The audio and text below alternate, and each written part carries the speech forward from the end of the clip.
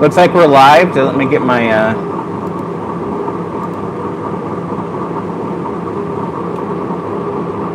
my stream going.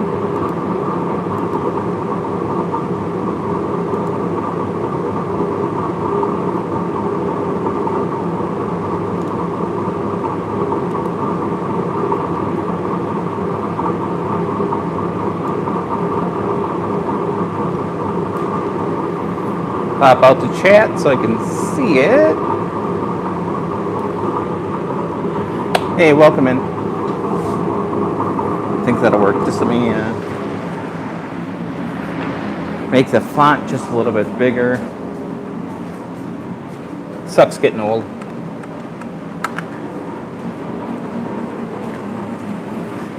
All right. So welcome in. We're going to be turning some Turkish spindle shafts today. These are going to be 8-inch shafts.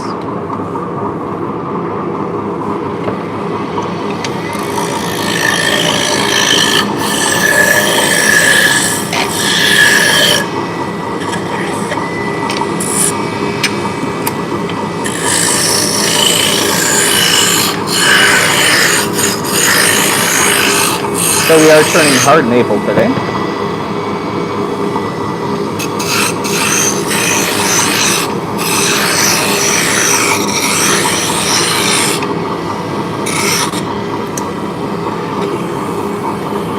Greetings. Hello, fellow humans. How are you doing today, Dan?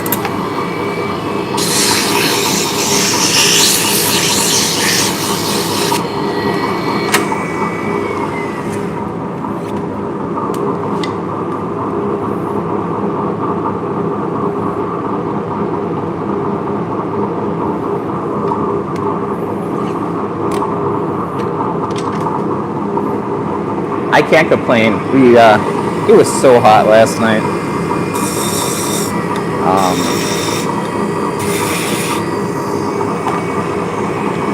Yeah, we're good. We got up, went out for breakfast,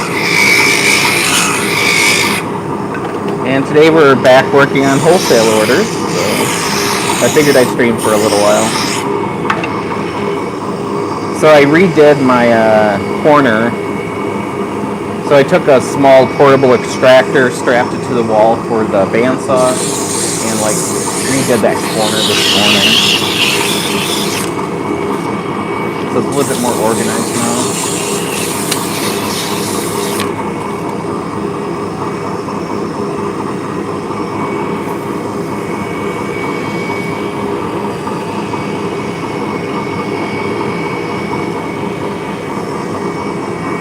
We're starting to get our sky back. It has patches of blue now.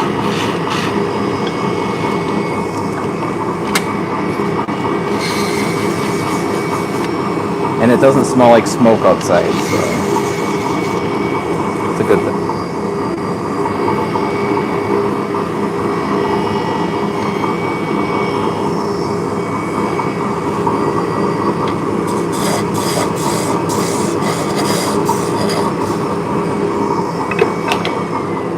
So does the volume seem really low today?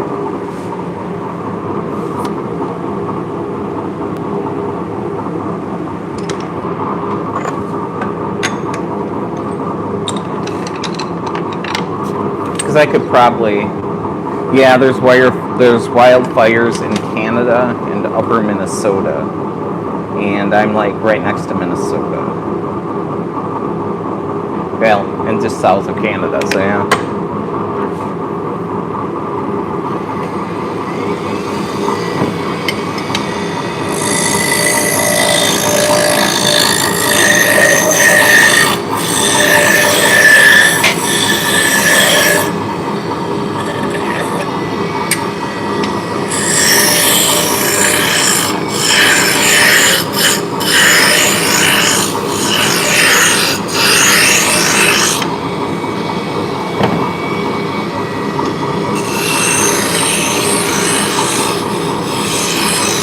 So I'm glad it's clearing up.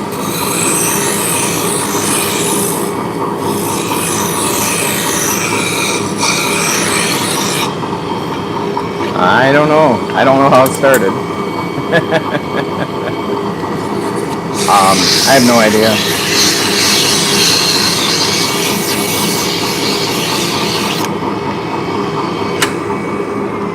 Well, I'm glad it's starting to clear up a little bit. It's we have our county fair this weekend.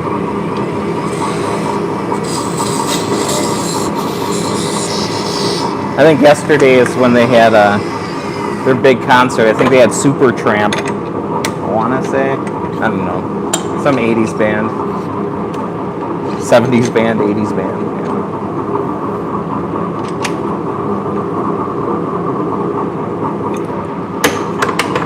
So 80s, probably 80.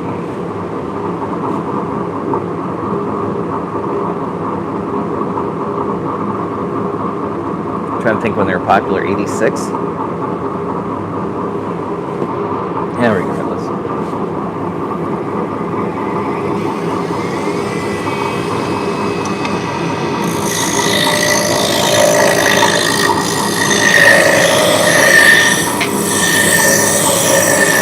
Yeah. Well, they're playing small county fairs. Might not have been Supertramp. Who was it? What band played at the Fond du Lac County Fair yesterday? If you want me to use ChatGPT.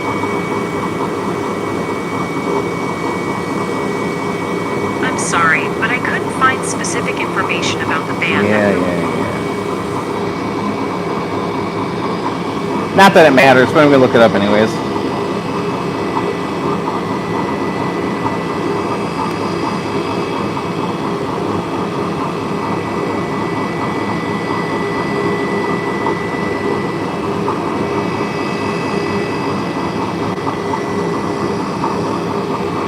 Huh.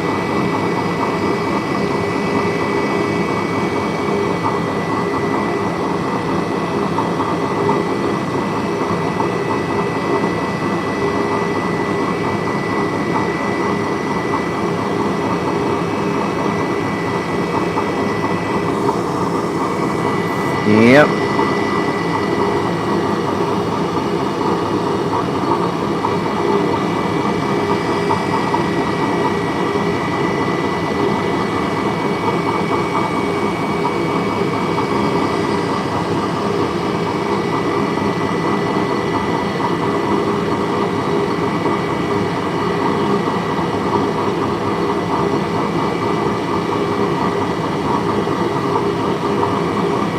Wow.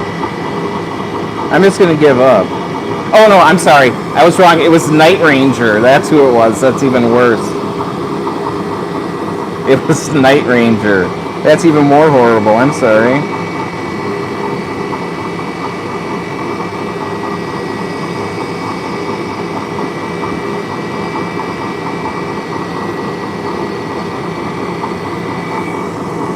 That's who it was. I'm sorry. Yeah, it was Night Rangers. You know, famous for "Don't Tell Me You Love Me" from 1984. Oh, and Sister Christian. Ugh. I was a little off. Sorry about that.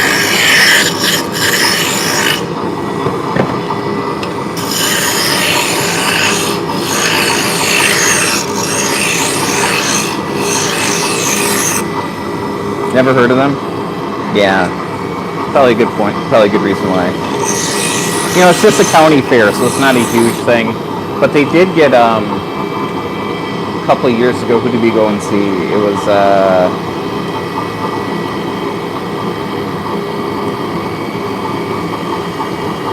Whitesnake was playing. I had to think, I'm like, okay, yeah, it was David Coverdale. So, yeah, I don't think it was Deep Purple. Yeah, it was Whitesnake, played a few years ago. They've had Poison in the past.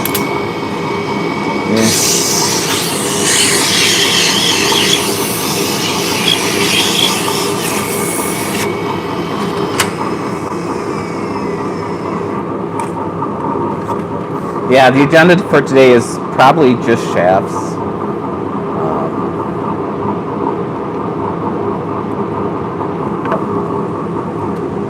If Vicky drills more holes, maybe I'll do some cutting on the scroll saw, but I don't see myself on the scroll saw today.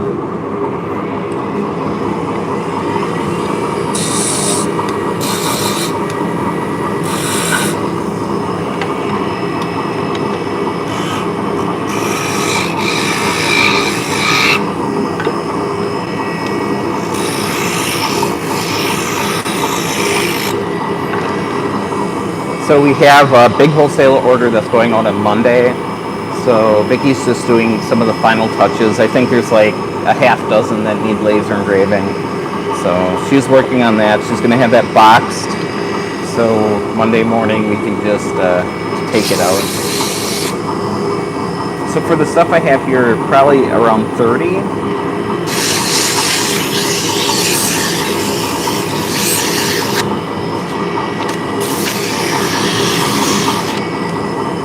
Let's see. Yeah, I would say around 30.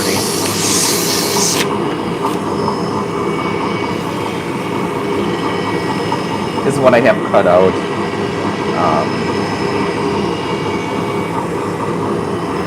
So with that the biggest Japanese order we got, I laid out enough to do the entire order, even though we had some already made.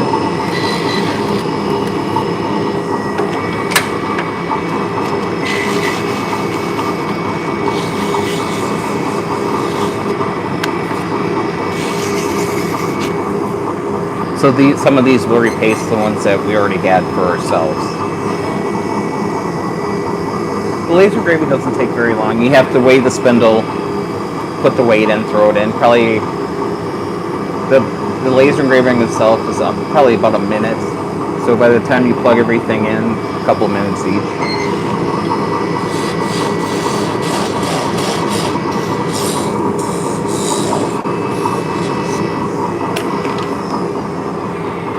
She's actually doing it right now, so you can walk over there.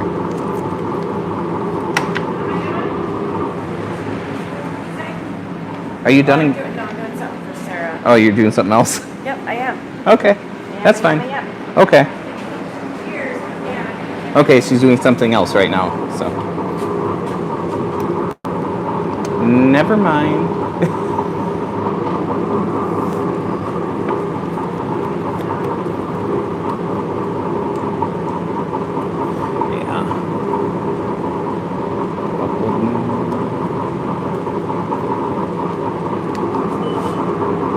So it takes more time to plug everything into the computer than anything else. Yeah.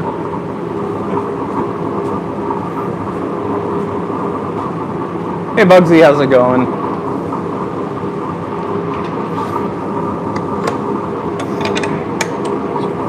I got shoot away, it must be top secret.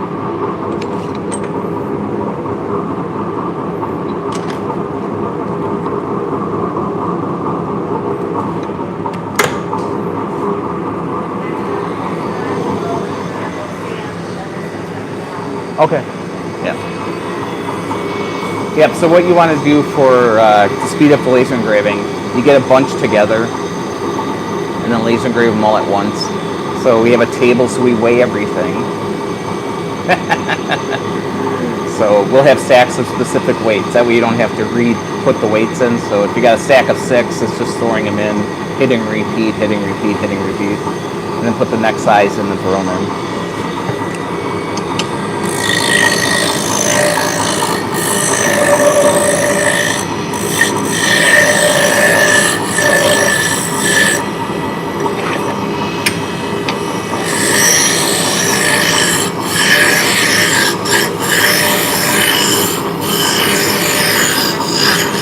Yeah, right.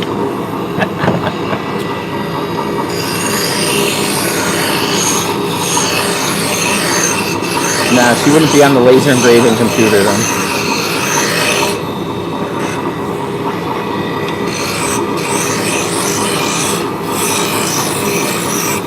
So we are turning shafts for Turkish drop spindles.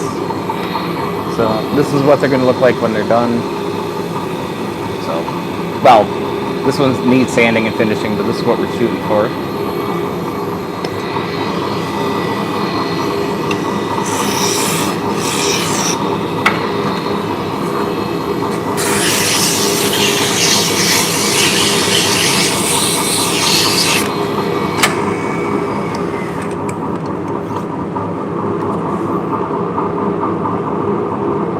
Yep, so today we're hanging out on the lathe.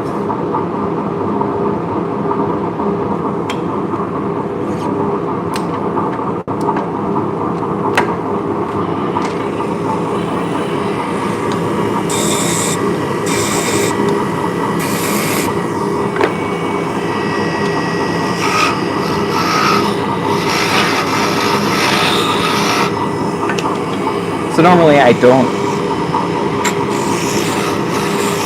live stream on the weekends, but we got a bunch of stuff we need to get done, so I figured I'm going to be standing here anyways, might as well hang out with you guys.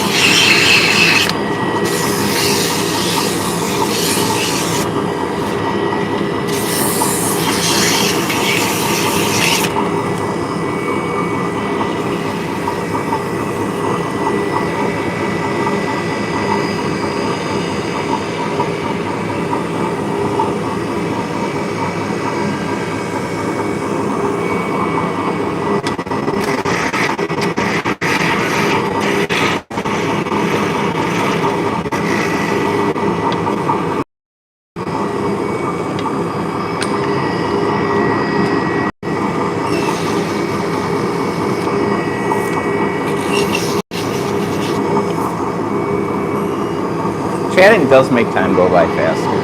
Definitely does.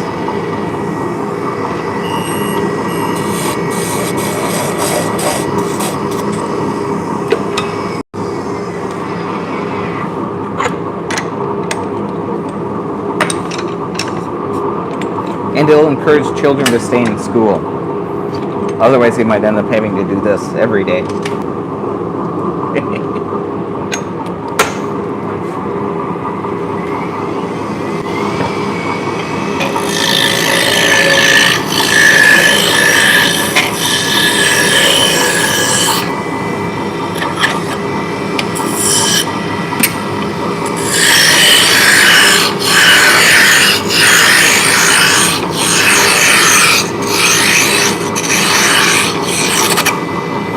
Yep, so I plan on live streaming for a couple hours, then I have some organization to do and cleaning, and then tomorrow I'm going to come here and I'm going to just blow everything out.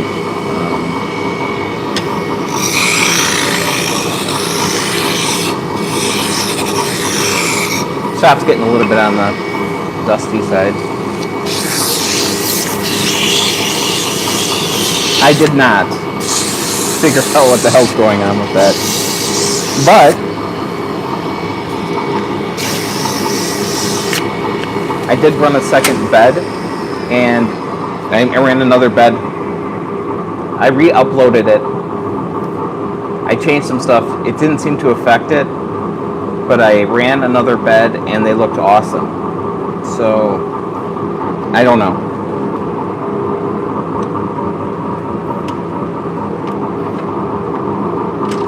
The temperature I considered was still too high, but the printer looked right, I guess.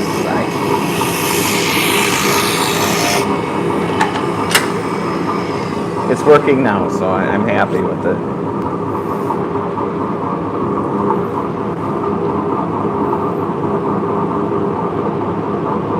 I don't know if the filament just needed some more time in the dryer.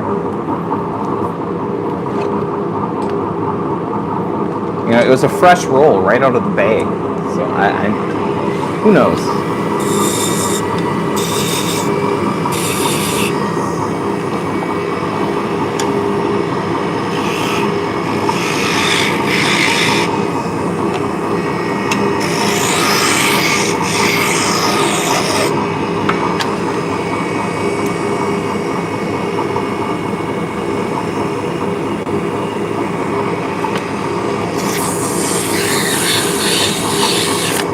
Yeah, it does.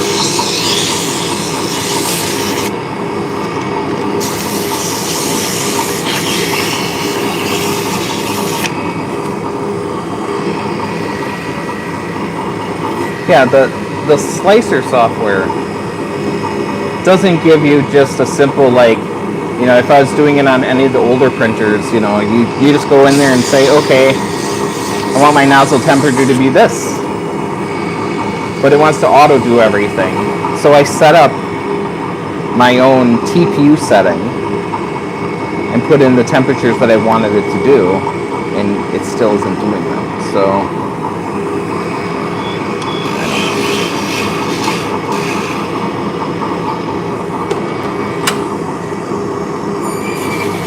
hey Gustavo, how's it going?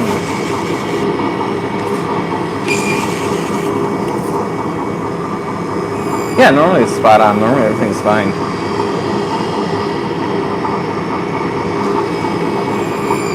I mean, if I buy one of the 10 brands of filament that it knows, it would be perfect.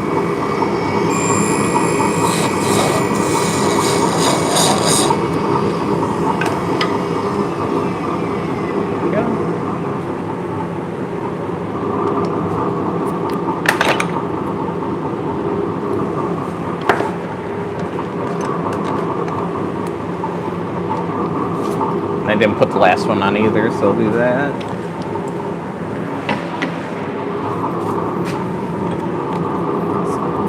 I have no idea why this keeps falling off. Scott, this one doesn't have a MagSafe. You should use more tape. There we go.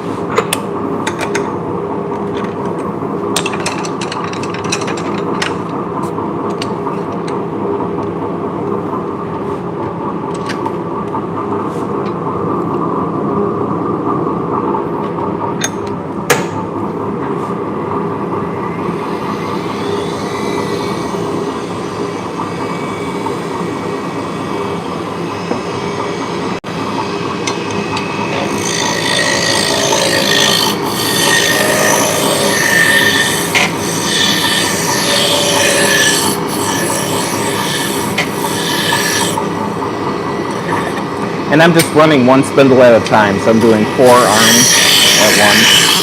Where if I do a whole bed, it would be 4.5.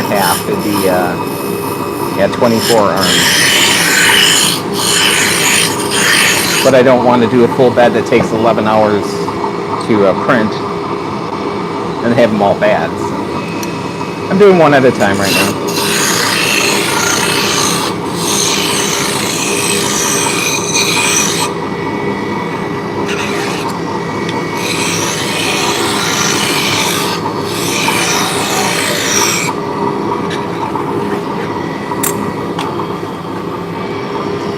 So how we doing today, guys?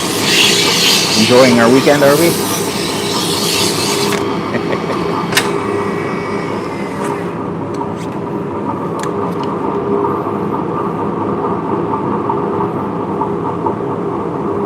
Yep.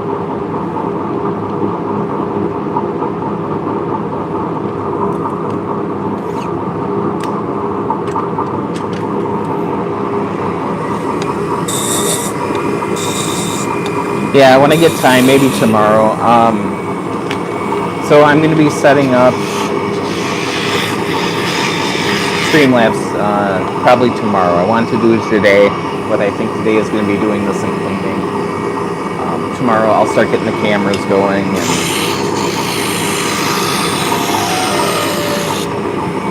try to get the whole multi-camera thing streamed. Done.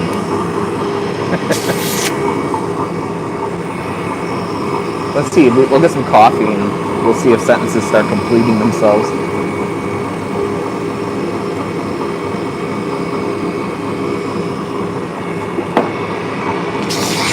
Alright.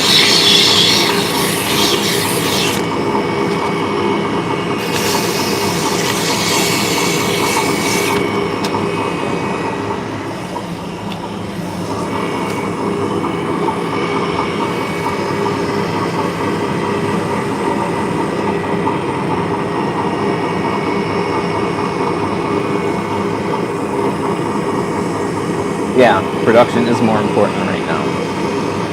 But I would like to get the camera set up before Monday.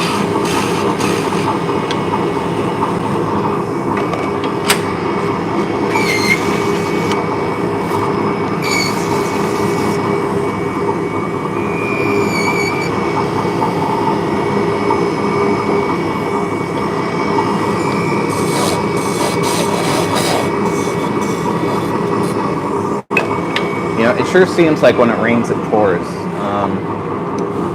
A lot of the fiber shows are in the fall.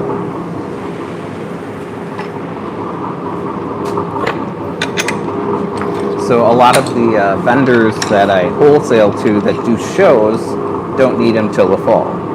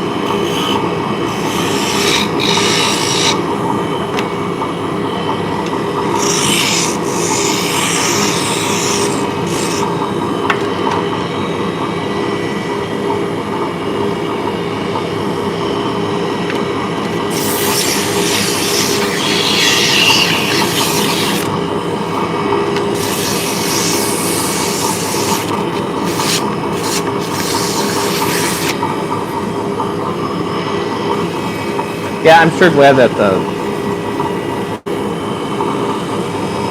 the smoke has dissipated a little bit, because the cats were getting pissed that I wouldn't let them outside. So last night I'm finally like, oh fine, you can go outside. They walked outside, sniffed the air for a couple minutes, and came back in. Like I told you, it's stinky out here. Hey Skyline, how's it going? Welcome in.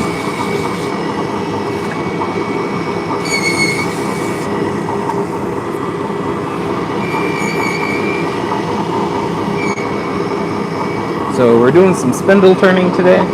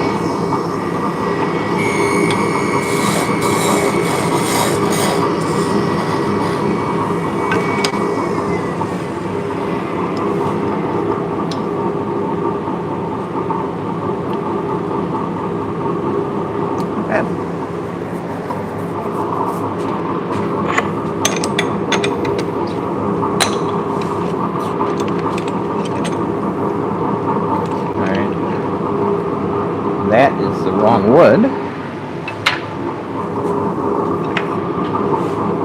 So they messed up and they sent me a bunch of white oak ones.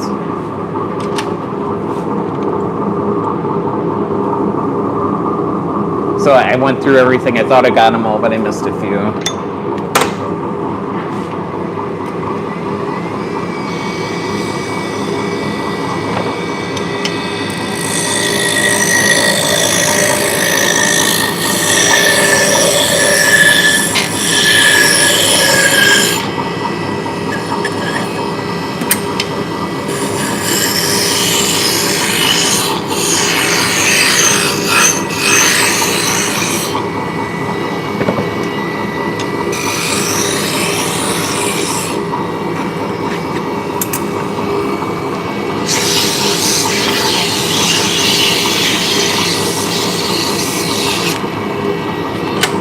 So the next one I'll walk through what I'm doing. The last 5 have just been warming up.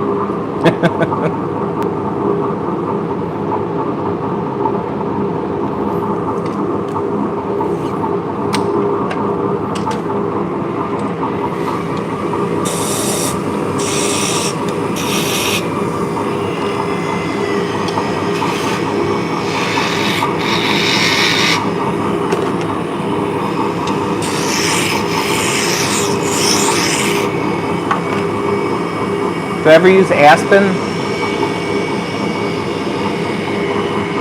Aspen is like very, very light. And it's a little soft for this kind of stuff. I've used it for other projects in the past. It's a nice pretty white color, but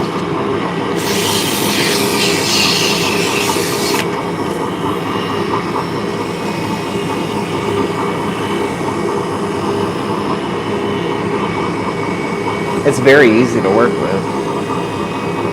The substrate for your snakes. That makes sense.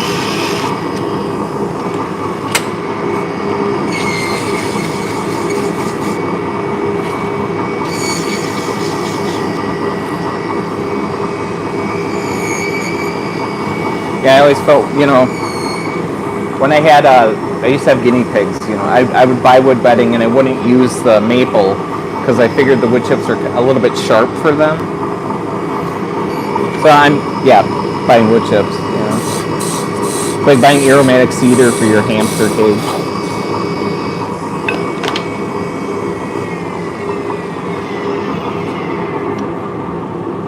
Yeah, usually with the guinea pigs I use pine bedding. I think aspen's a conifer as well. Could be wrong. Let's go get some coffee. We'll get some coffee and check on Vicky. It is a hardwood? Okay.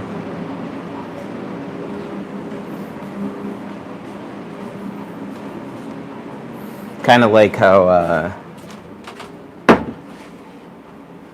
balsa is a hardwood as well.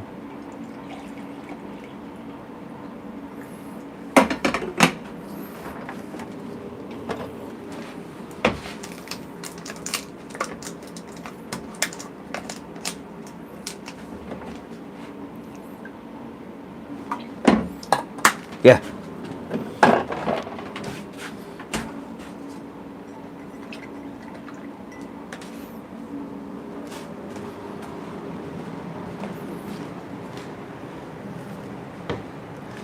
I was just getting some coffee, so I thought I'd check in on you, see what's going on. And you're spinning, so I thought we'd. I am spinning. So Sarah wanted a spindle from me with some pretty fiber on it. So I told her I would spin some up and send it to her. So I have to send it assembled, and I'm doing fly on the fly. Okay. For her because that's normally what I do. So why does she want a pretty spindle already spun up? Because she's unique. Okay. Sarah Chitwood. Oh, okay. I got you. Okay, I didn't know. Yeah. Okay. Yeah. Okay, so somebody wants to buy a spindle with fiber on it because they don't spin. No, she doesn't want to buy it.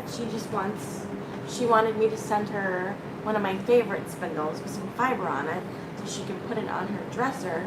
Okay, look at it. that's fine. Yeah. Yeah, that works for me. Yes, because like I said, and and she's a very unique person. And Hey, if she wants it as a decorative item, that's great. absolutely, yeah. So I'm gonna spin up a little bit of fiber and send her. Okay, that's fine. Yeah, that's gorgeous. But I have to remember. I don't remember So. what this is though. It's merino and Tinsel. tinsel. Yeah. Right? And it's got, is that Angelina? And then Angelina in there too. In it? Yeah. Yeah. So that's actually that's ebony with tiger maple in the middle. Yeah. That is a pretty one. Yeah. So. All right. See, I don't know what's going on. So.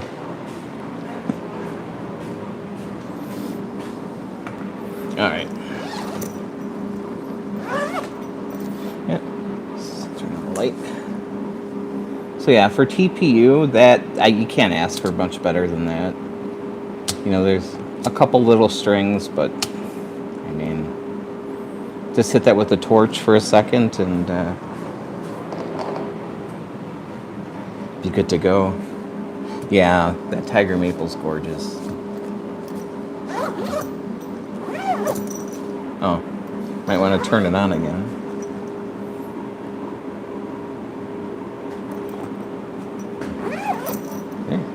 Another hour and a half, we should have another one.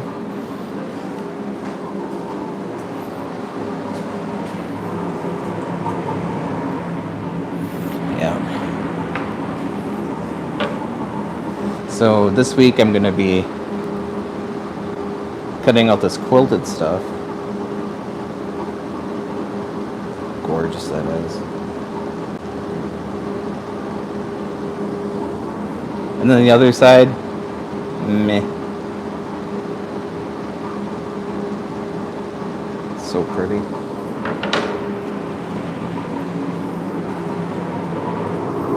Yeah, we have to go back to the mill on Monday.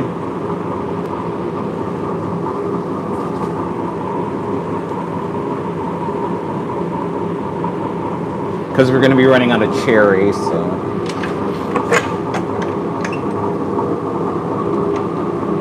I'll probably go through their stack of curly and see what they got.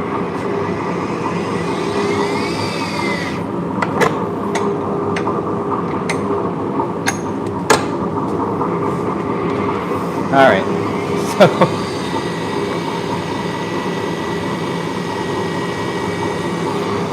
So this is hard maple. I get it as dowling. And I'm going to go grab my coffee that I forgot.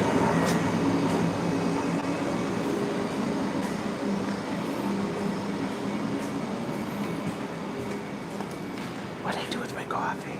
Oh, it's on the printer.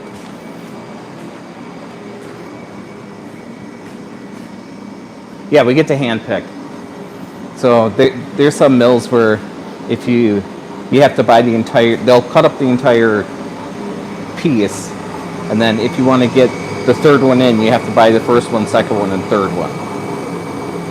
But this mill, they have just bins, not really bins, they have cubbies where they'll put in all the curly stuff and you can pick through it.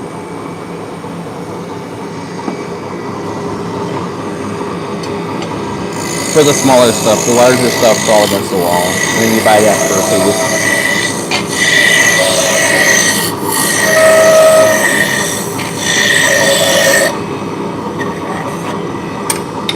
And, you know, I make smaller things, so I can get smaller pieces, which is great.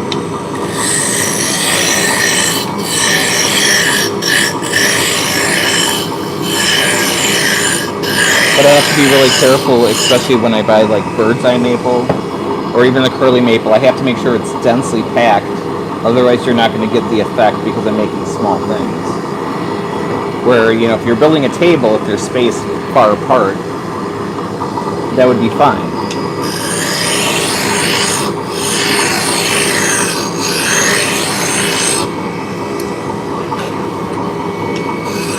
I'll walk through the next one, I swear.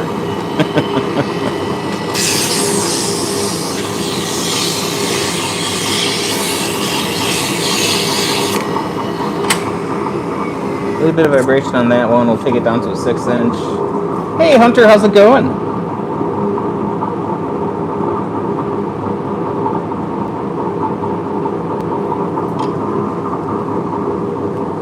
Do they charge a flat rate per type, or do they, or is is it unchanged for specific looking grains? So a lot of the smaller pieces, yeah, they're priced per piece, but it's just for the size of it. It's not, if something's prettier than the next piece, that won't be more expensive as long as it's the same species.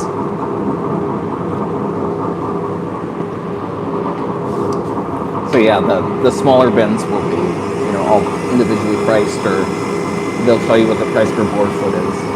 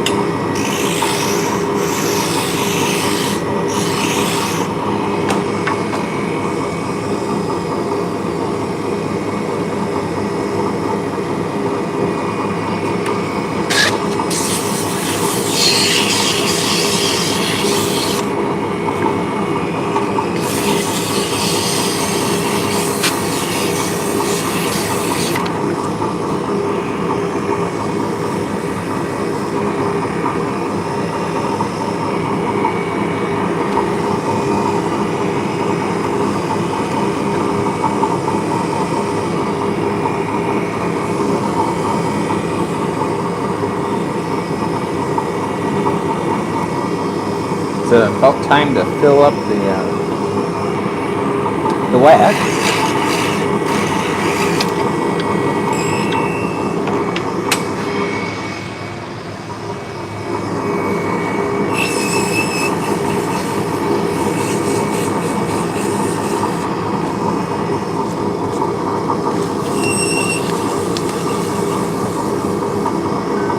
Hey, Trigger Happy, how's it going? Welcome in.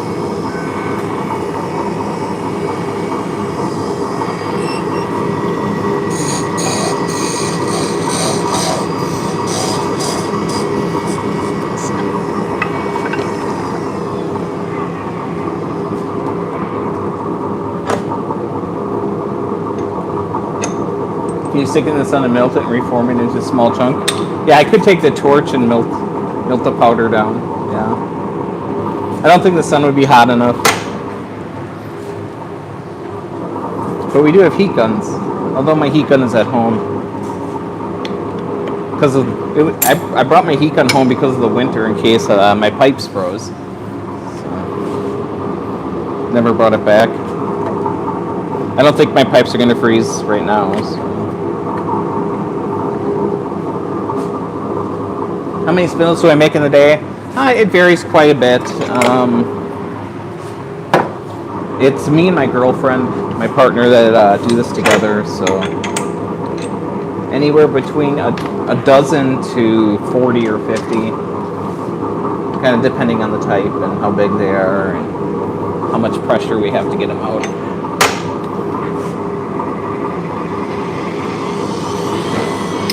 So today we're I'm probably in the 40-ish kind of range.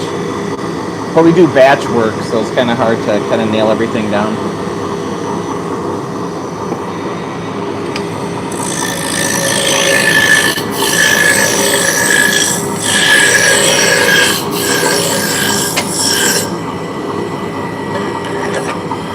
Yeah, so today we're making Turkish spindles that look like this.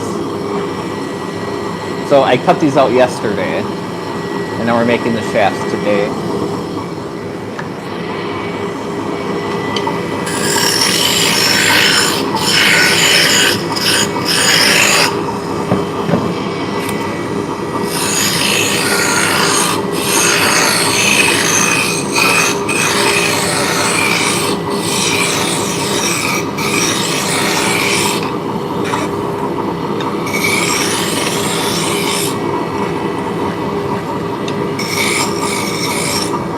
And I also make a bunch of different types as well as a bunch of different sizes. So the smaller ones don't take as long as the bigger ones.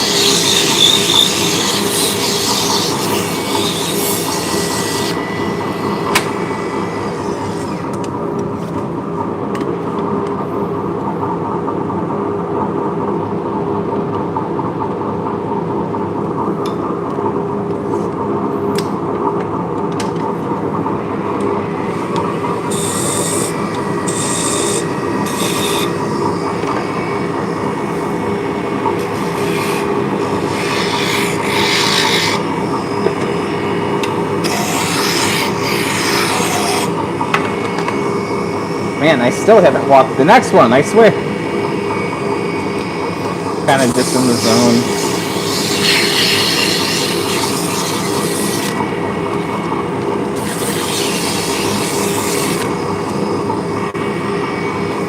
I start talking and then I go into autopilot.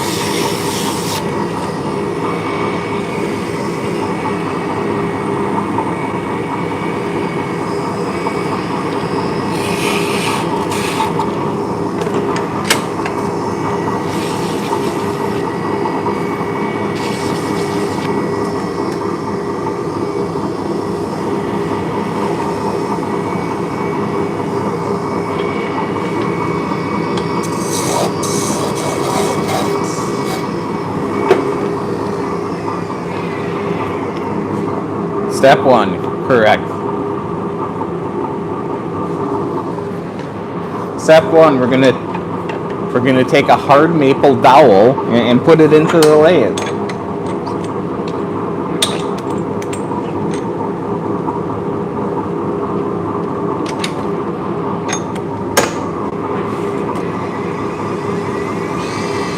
All right, we're gonna start out with a roughing gouge, and we're going to bring the outer diameter down until this wrench will fit over the top.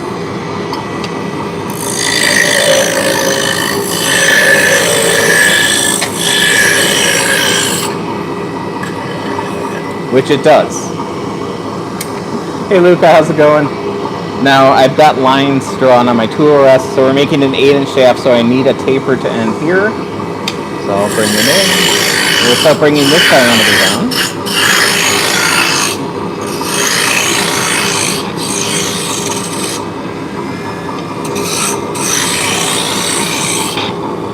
So now we're getting close, so we're going to switch from the roughing gouge to a spindle gouge.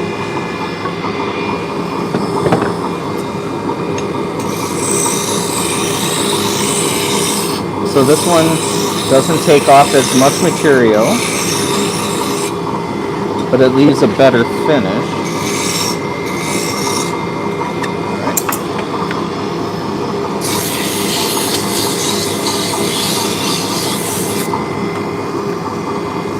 Now I'm going to shut the lathe off while I'm backing off the tailstock so I can see what the shaft is doing. So we have it clamped in a 4-jaw chuck so it can't fall out. There we go. That looks good. This is my test whirl. I'll put it on. You can see that I'm actually turning the lathe with it. So I know that we have a nice contact here on this taper so it wedges in there. This is called a story stick. It just has a bunch of lines on it. And then we're just going to transfer the lines over. Now I made a cutout in here so I can register it against my test whirl. That way, they will all sit in the same location. So if you break a shaft and put a new shaft on, it'll be the same. So it doesn't matter, you know, where that, if that taper is a 1/4 inch, you know, to the left or to the right, if it's shifted over, as long as I register it there, it's going to be the same. So we get the precision by actually having the slide. So does that kind of make sense? So it could be a little off as long as it falls into the range. All right, now we're going to put in 2 beads. I'm going to be using a beading tool. So it's just a scraper that's a V shape.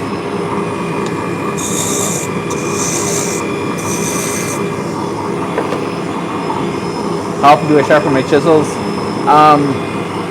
These are Robert Sorby's. They have very good steel.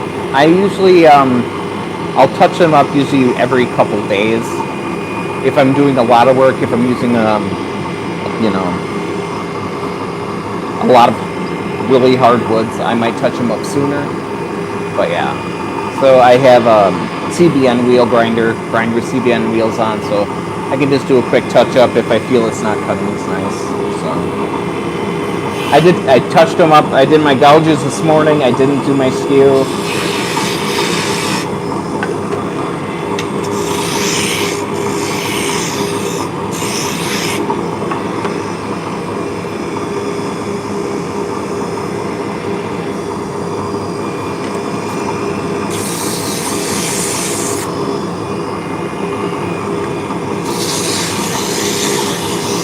Now, when I had a cheap set of chisels, it was multiple times a day. So,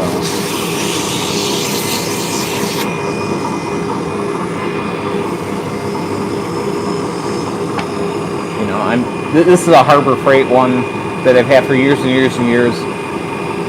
I will usually do this one every couple of days as well, but I only use it to put in 2 little bees on each one, so it's not like I'm using it all the time.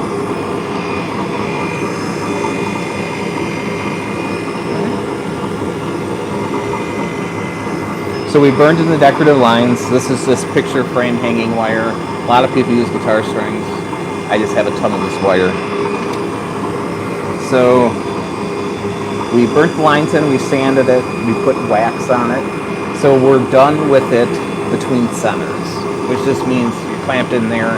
Over here, this is a live center, so there's a pin sticking in there that's spinning on a bearing. But since we're clamped in, we're able to cut off the top, form the top finial.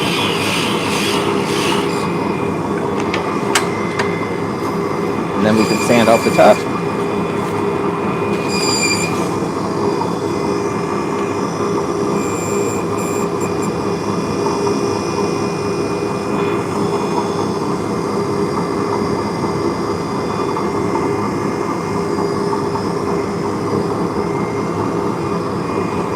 Yeah, I do not.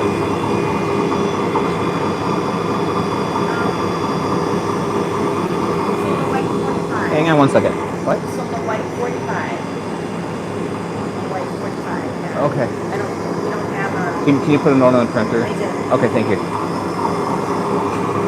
Hey Art, how's it going?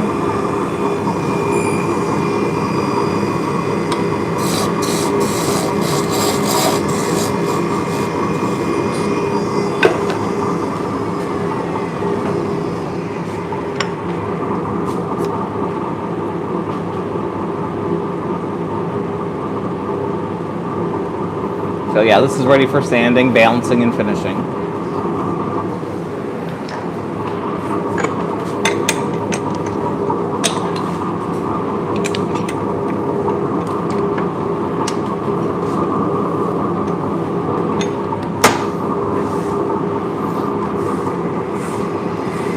Alright, so I eyeballed it, centered it, clamped it in. Now, I don't have my live center in yet. I'm letting it spin and then I'm putting my live center in.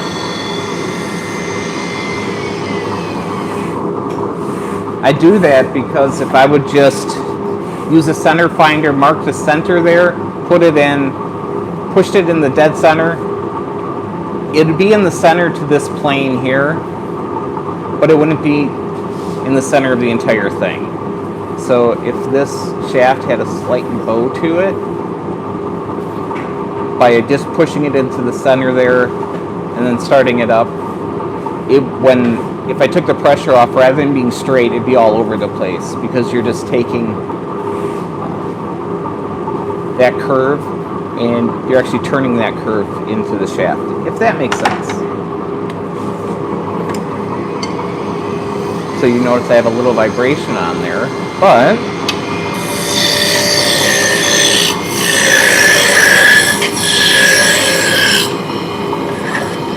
if I bring the diameter down,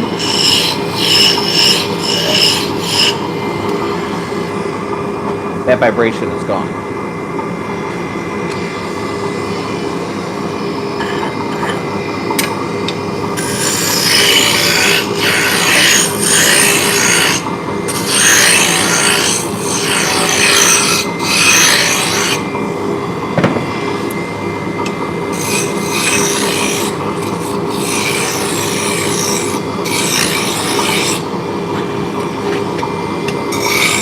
So if you're trimming like a larger piece, it's not going to be as much of an issue, but once you get down to the small one, you're not, taking off as much material. Hey, how's it going, new YouTube dog MSSP? Welcome in. So this waste of fucking time has been my full-time job for the last 13 years.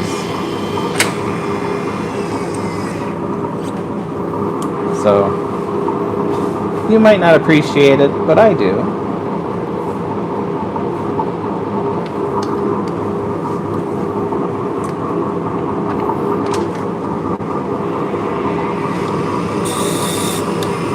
Wow, Dion's fast.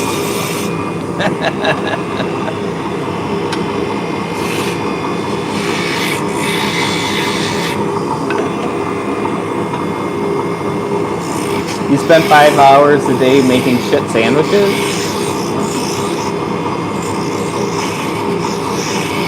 Aw.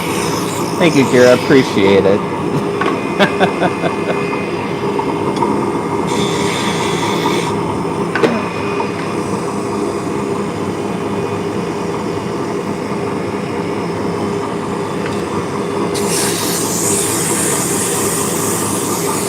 Must forget Subway.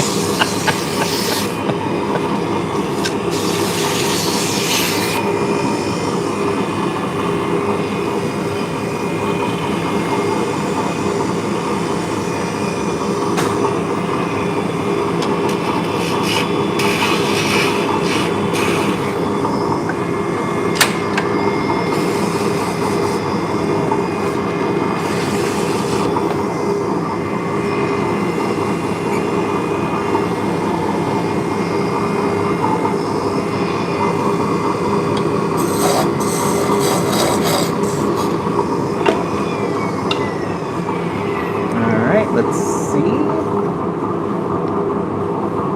Yeah. It just makes, I burned the lines in there, it just makes it pop more. It's decorative. But without that, it just kind of blends. But with the burn lines, I think it looks better. It's better to make a shit sandwich than to eat a shit sandwich. I would agree with that.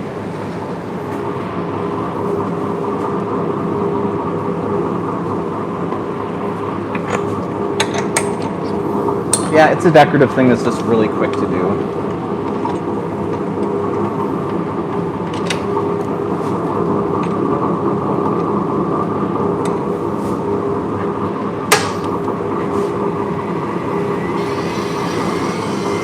Oh, I just discovered that I guess a couple of my items are going to be in the fall issue of Spin-Off Magazine. So, haven't been in there in a little bit, so it'll be nice to see it.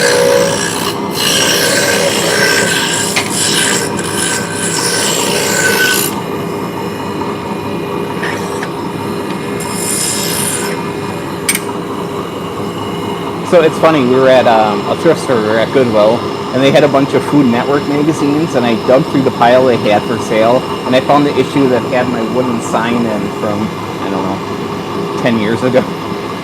I'm like, hey, look, that's when I used to have that Etsy stuff.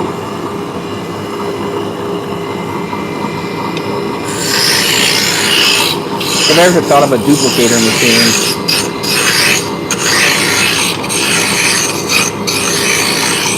You know, I've got a Vega duplicator, you know, with the hand crank.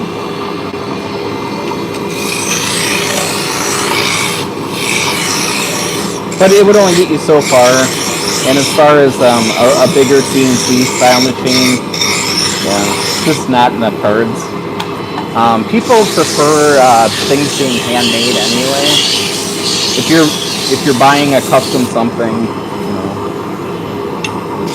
But yeah, I thought about it. I mean, I could outsource them, but if I did that, I'd have to do quality control and test every single one of them, and the cost, it's kind of like, it's one of them things. A little bit more.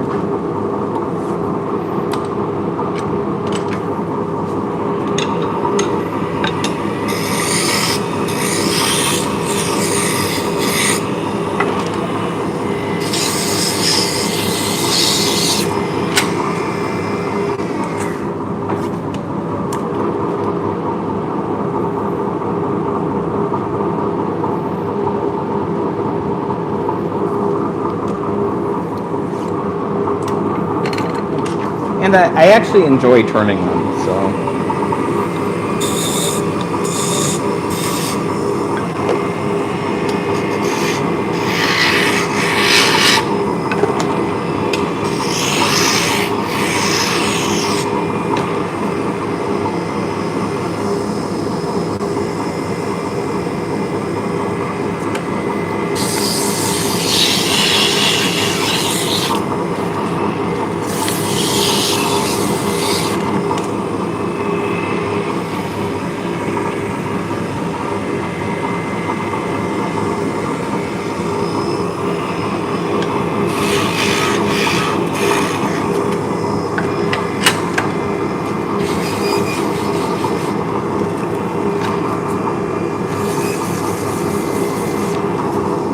many do I make in a day? It varies. Anywhere between 10 to 12, up to probably around 40.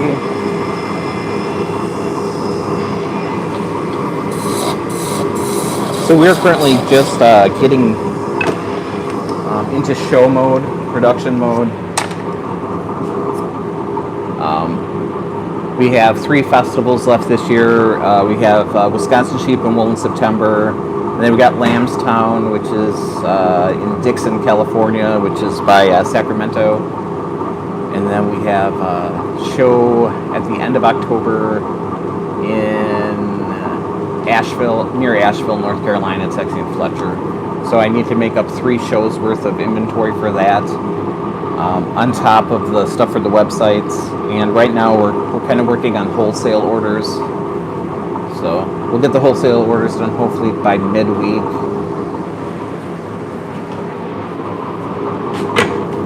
And then we'll jump into like getting stuff ready for the shows.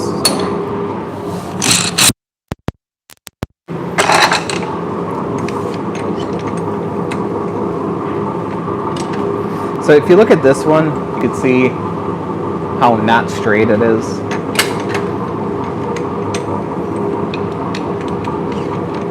Chuck it up the other way, also as bad. So we're not going to turn this one, but I'll keep it. So it's kind of bent like right in the middle. So I'll end up cutting this one in half and then making 2 shorter shafts with it.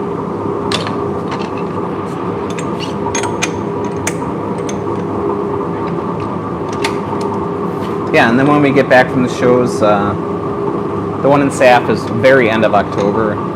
Then when we get back, you know,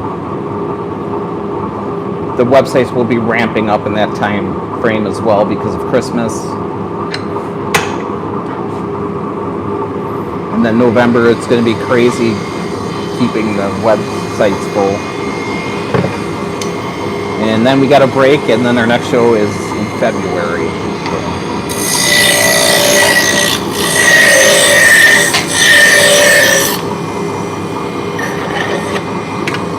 So currently I make primarily just spindles. I do a little bowl. I'm just starting doing more bowl turning. I make little bowls for the spindles. And honestly, that just keeps me busy enough. I mean, I'll make like loose sets and gnaw binding needles and other fiber tools as well. But you know, I'm not making. I'll make some sheep-shaped trays, catch-all trays.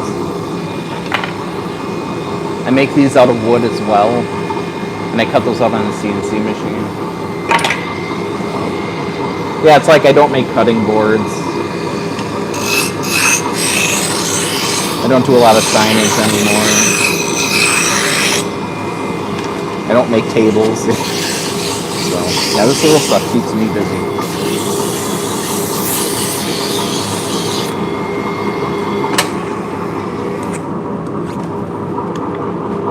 So it's nice, you know. I've been doing this for 13 years.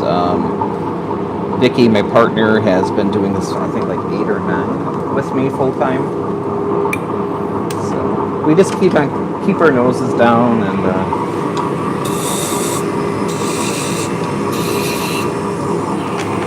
just keep busy.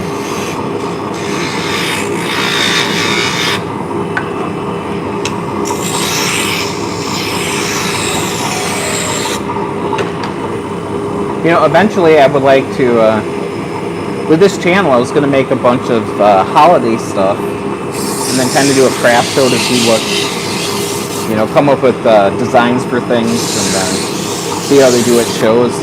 But yeah, this year just got way too busy for that.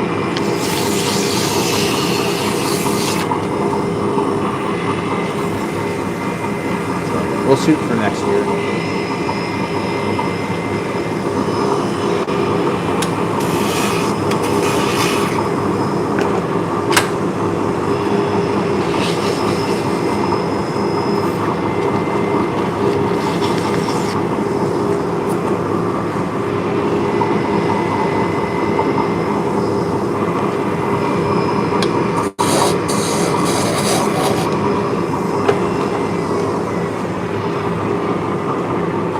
You know, and we're purposely staying small.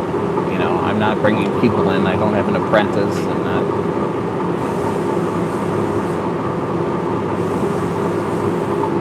I don't want to deal with that. Sole proprietor works for me. One independent contractor is enough.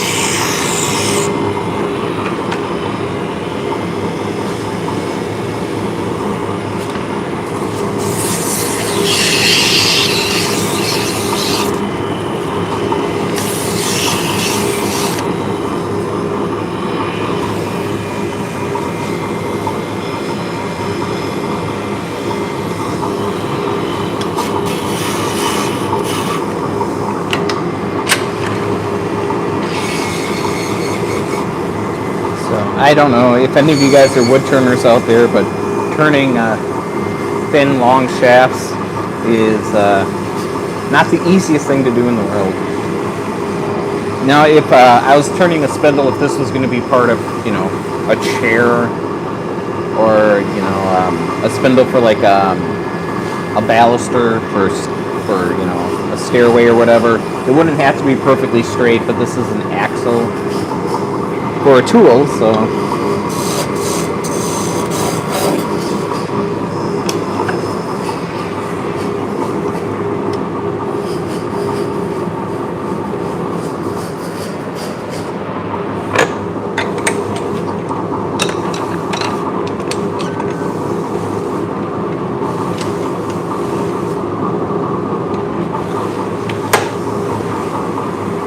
yeah, if I was just turning magic wands, it wouldn't really be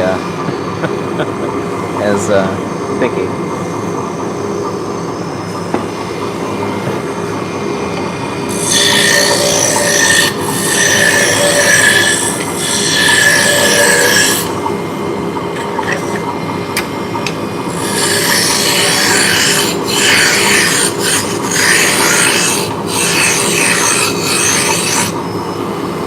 Yeah, I'm hoping next weekend to get working on the pigmented yarn bowls.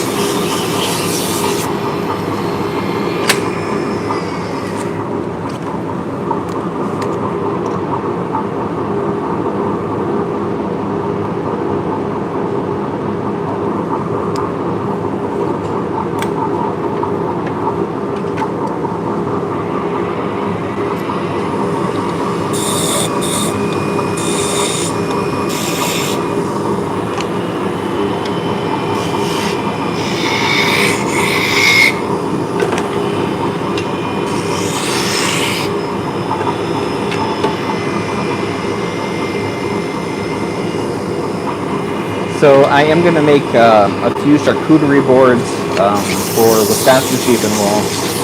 So I'm going to make a larger charcuterie board.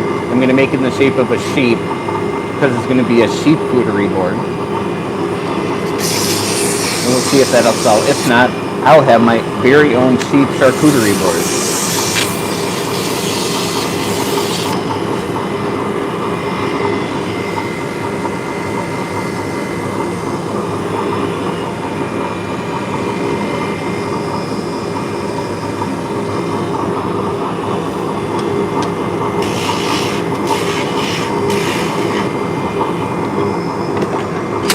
So we're going to try some of that. And I'm going to have some just bowls, some larger bowls made as well that aren't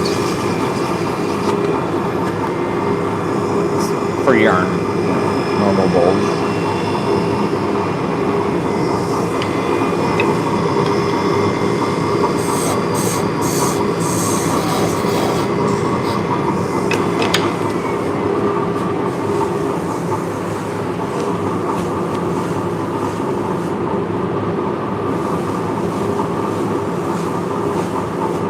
So I'm kind of reevaluating my booths and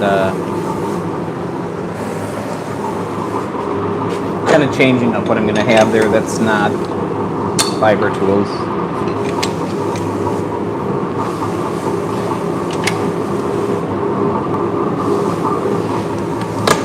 You know, if I could sell one $50 bowl rather than selling 25 pins.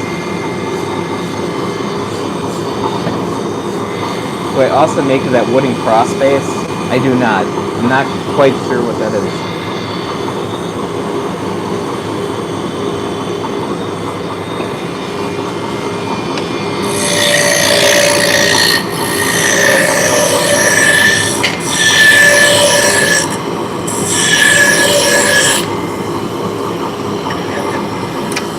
I used to make some Celtic crosses that were for work on the scroll, so they were pretty cool.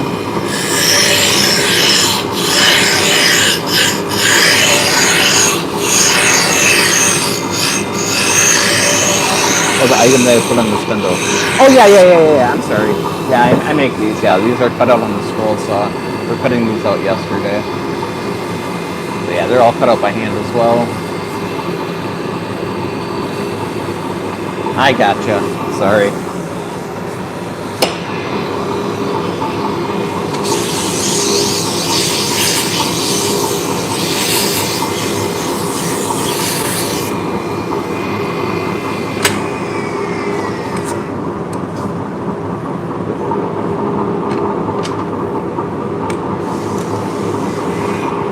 Could have sworn I did that.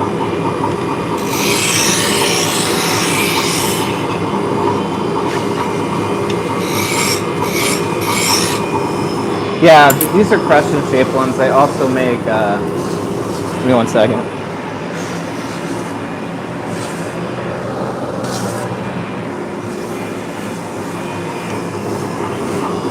I also make quite a few with this kind of a handlebar mustache shape. So yeah, they come in a bunch of different sizes as well.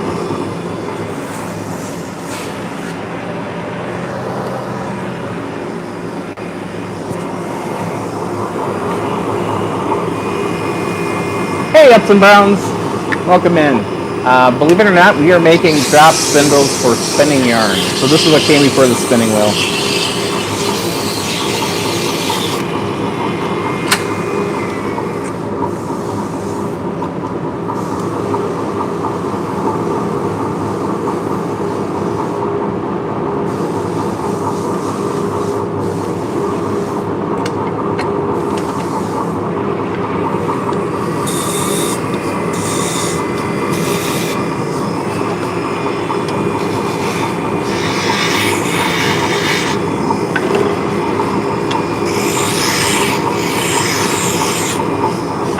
So the ones we're making right now are standards. They're kind of my beginner spindle. So they're made out of a domestic woods. They come in either walnut, cherry, or hard maple. Or a lot of the more handlebar mustache ones, those are gliders. Those are made out of exotic woods primarily. So these are the lesser expensive ones.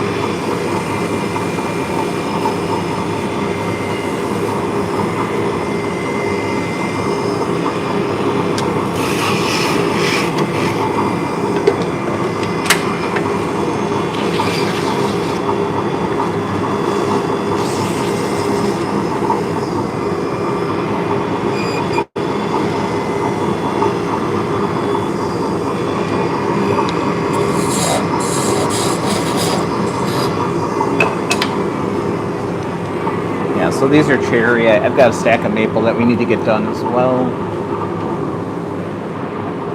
So a lot of times we'll get little kids coming up and they start fencing with them because they have the hand guard. So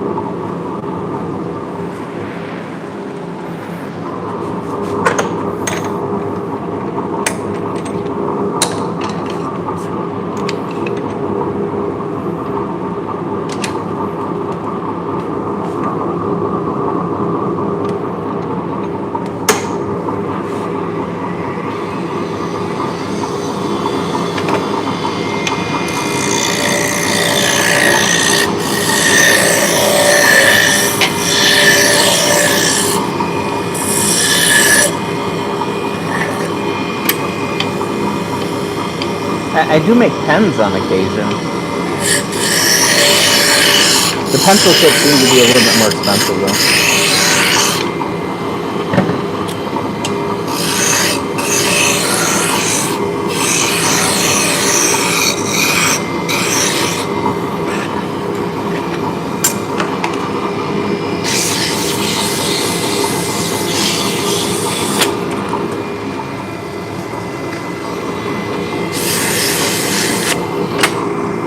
Yep, that one's got a little bit too much vibration. Yeah, it's got quite a bit of vibration. I don't think I'm going to be able to get a smaller one out of this piece. So we're just going to cut this off.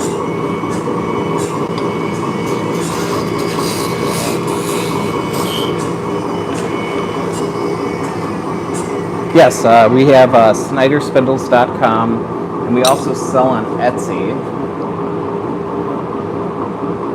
Let me open that up.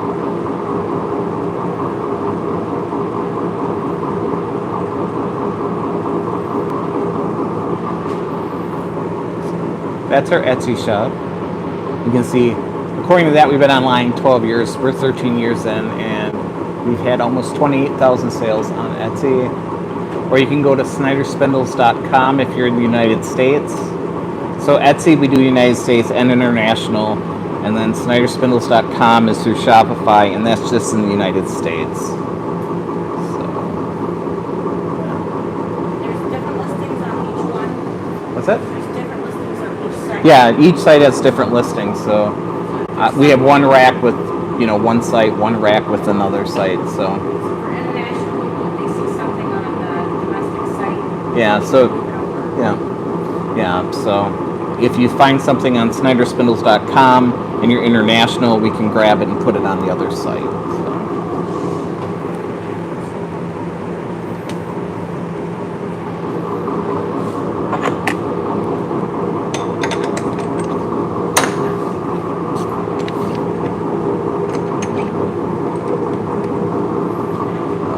And then, there's yarn shops that also carry some of our products.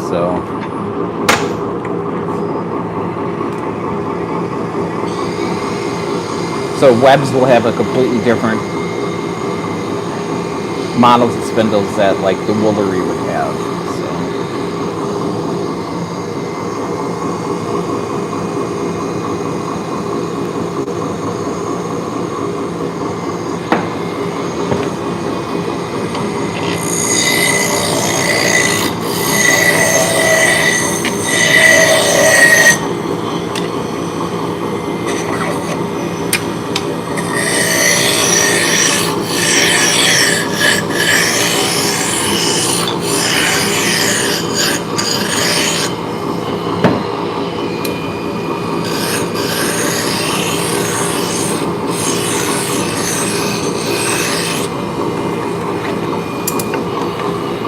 And I do a lot of, I do supply a lot of features with spindles as well.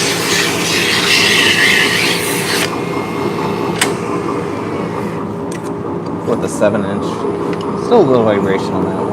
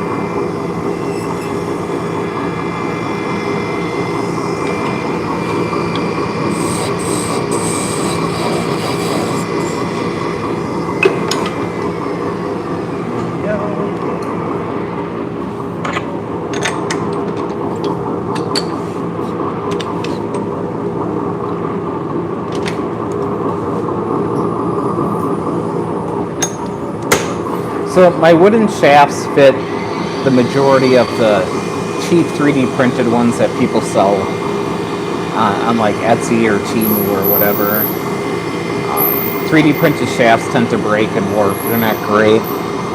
So I also sell quite a few shafts for other people's spindles, which I'm okay with.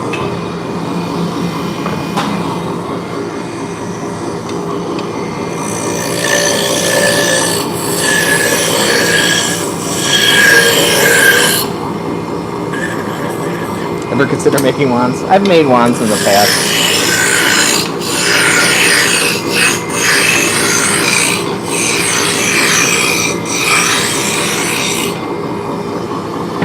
Yeah, when I was making wands, I was making little kid wands, so they tended to not be overly ornamental and awfully big and very blunt.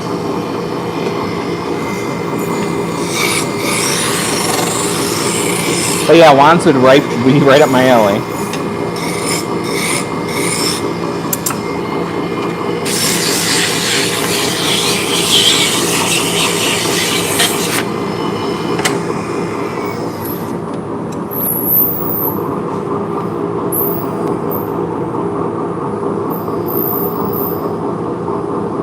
Why not run a longer dowel and run it down the chuck for less waste? Well, I have this registered all the way into the chuck. The bore is smaller than the diameter of the spindle. And I get 2 spindles out of this. I make a very short shaft. That's what the second one is for.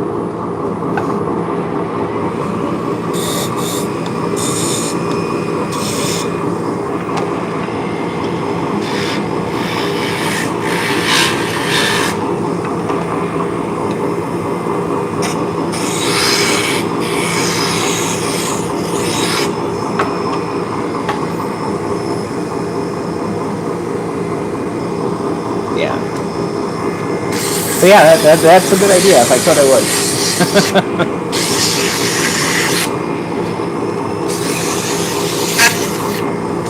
So I do make an 11-inch shaft for plying spindles that have a different diameter. It's thicker. But yeah, the smaller ones go 8-inch, 7-inch, 6-inch, 4 1/4. And then I'm working on a smaller one for the holidays. I'm going to make little ornaments.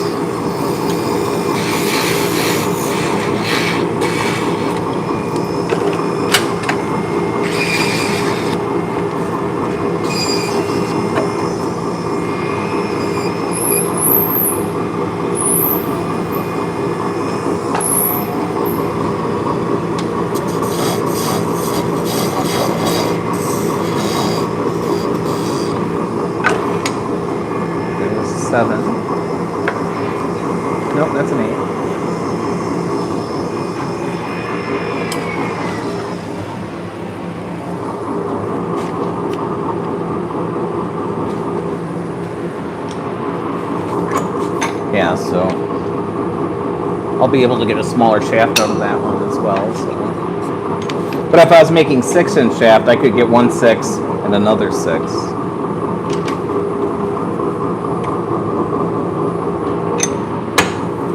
So the shorter ones you would need to put in a smaller tool arrest, just because this one is a foot long, and then the quill isn't long enough to reach it.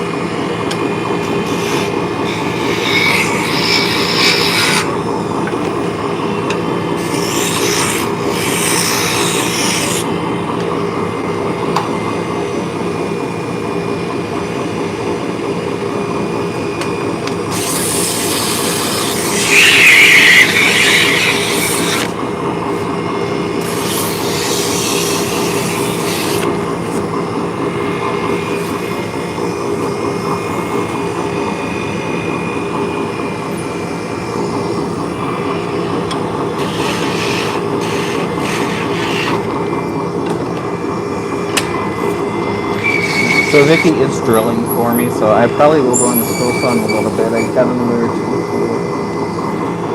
I think 8 or 9 of the shafts I need right now for these.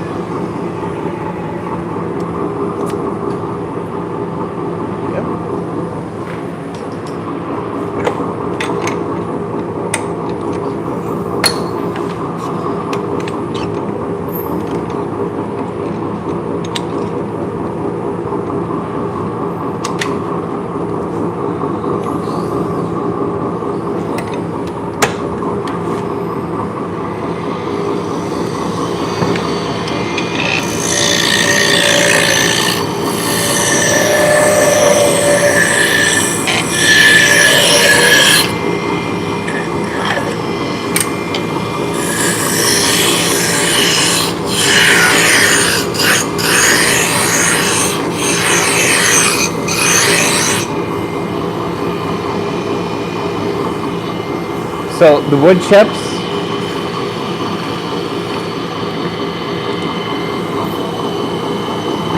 I will turn into fire starters with wax. I'm currently making briquettes with paper and the wood chips, water, mix them together, press them. And that's just going to be for my house. I got a fireplace at home. In the past, I've used the sawdust for mulch.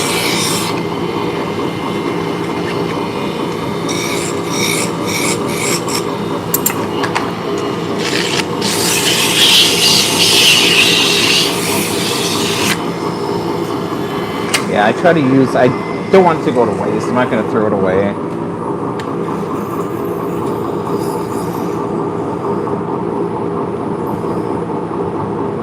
Honestly, you know, you can get a face cord of wood delivered to your house for like $100.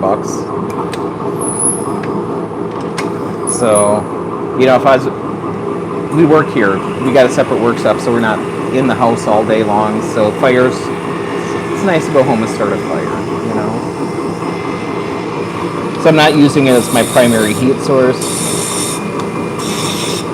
So the time and the effort it does to make the briquettes doesn't make any financial sense, but I want to recycle the materials, want to use everything.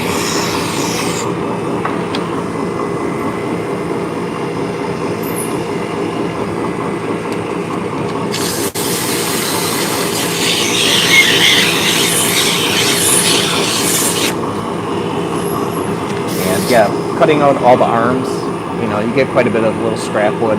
That's all burned too. Even if we had logs, it makes very good kindling. It's really super dry.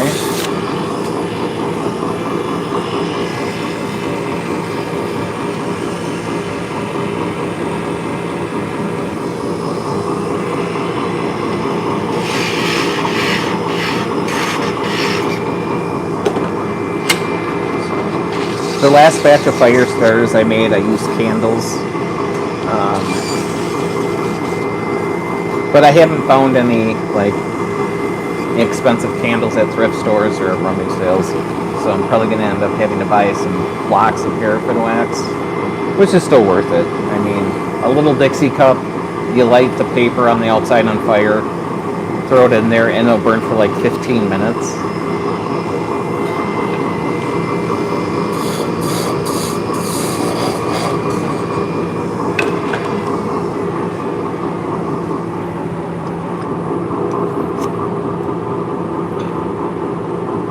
So throw the fire starter in. I saved the wax paper from the labels, the printer labels. We have a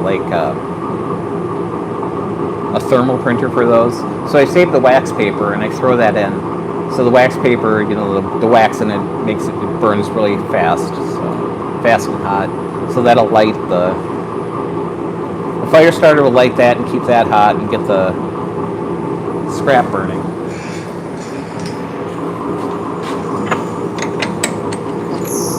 I don't want to tend the fire, I just want to throw it in. Yes, so, we're putting on wax on the top and across the bottom. So we're putting wax on the whole thing except for the very bottom. That gets, in the next step when we sand them out and put a coat of wax on it. It's not something I can do on the machine.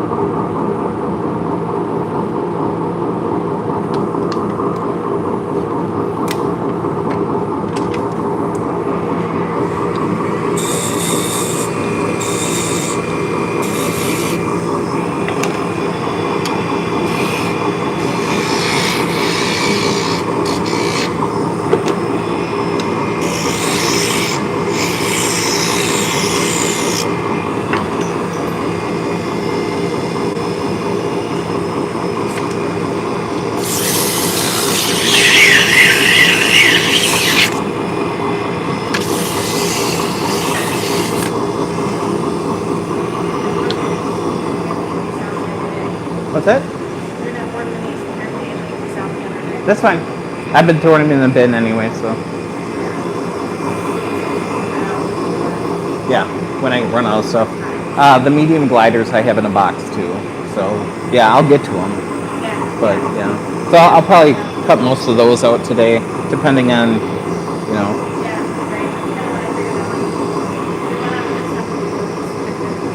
Yeah. Yeah, I'll feel much better once I get, you know, this batch done. I figure we're back on track at least. Right.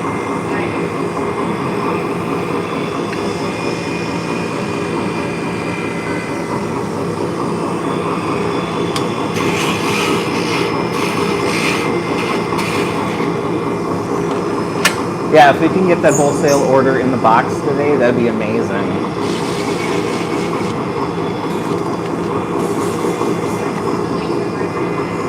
Laser engraving tip, yeah.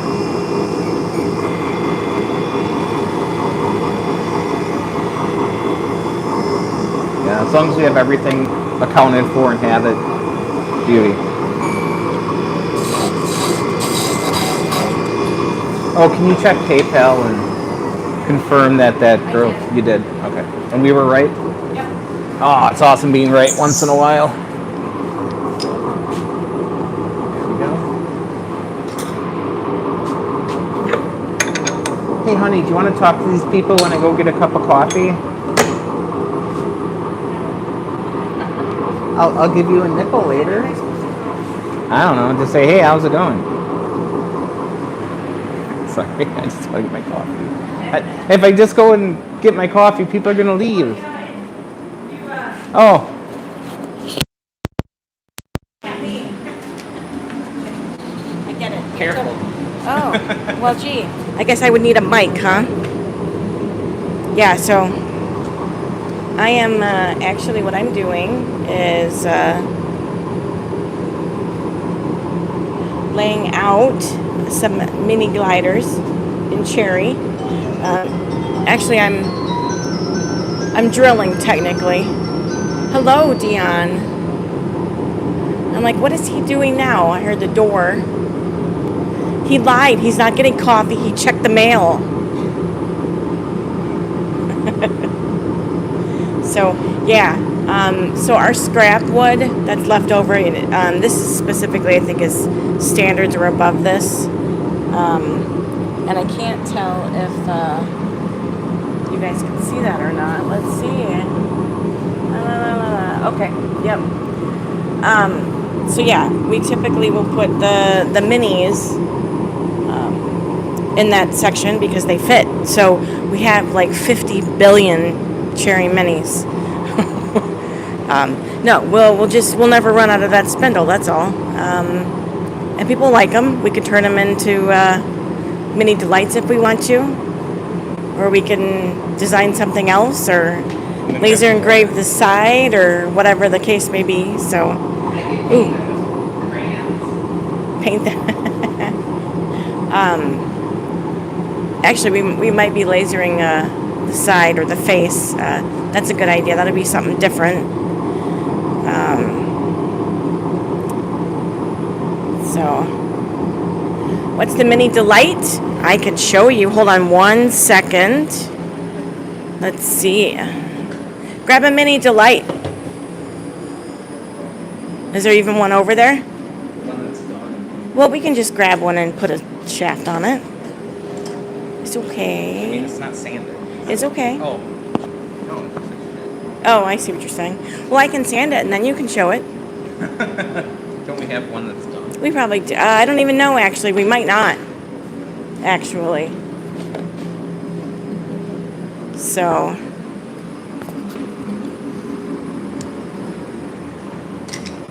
So apparently Scott is afraid to show you unfinished product. So he's going to go grab a finished mini delight. So how do you tell? Okay, so we actually laser the top of the cherry mini glider, and we put the little design on. And so I'm thinking about maybe doing something on the face, maybe, instead of, the delight. But yeah, we could do, we could laser little critters if we wanted to. Granted, our apex are already like that, but the apex are the line of spindles that we put something on the face of the spindle. Apparently I don't know what I'm saying, so I apologize for babbling. So, because normally I'm not, I don't even know what the word is. Normally I don't get asked to talk to people, so. No, it's Saturday. I shouldn't be here. It's the weekend. Scott is usually the one that works on the weekends. I always tell him, I don't care if you work on the weekends, but you can't be mad at me for not wanting to work on the weekends. So, yeah. And it's hot for that matter, so. All right, there you go. Thank you. All right. It is hot.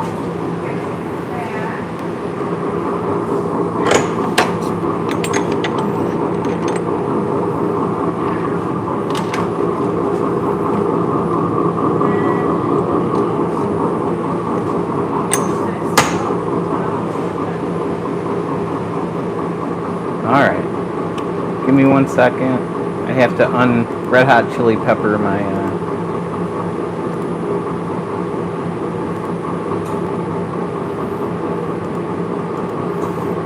There we go.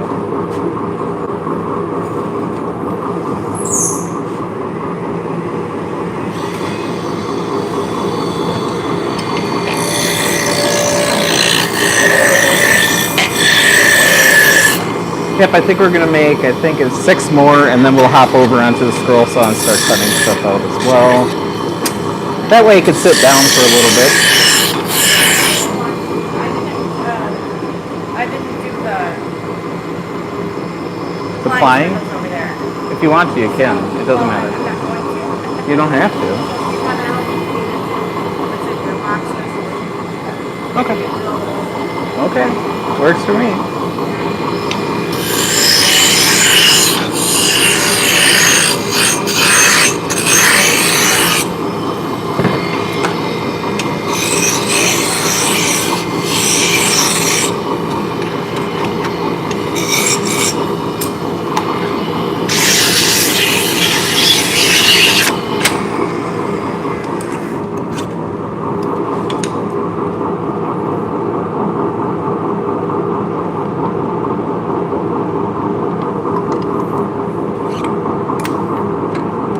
Yeah, usually on the weekends I clean and organize. But when we start getting busy, I will work. And I figured, might as well live stream. It's not going to hurt anything.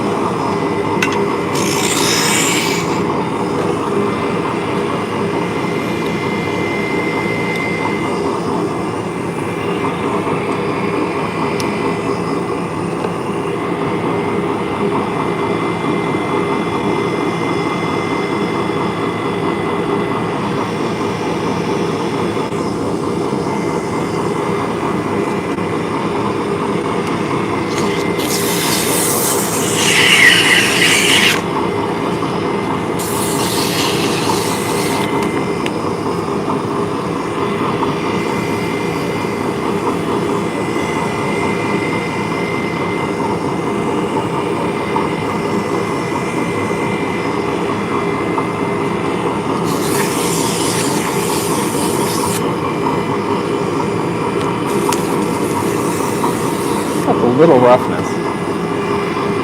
So yeah, we've been in this commercial workspace for, let's say, about a year and a half. It'll be 2 years in October, so a little over a year and a half. Over a year and a half.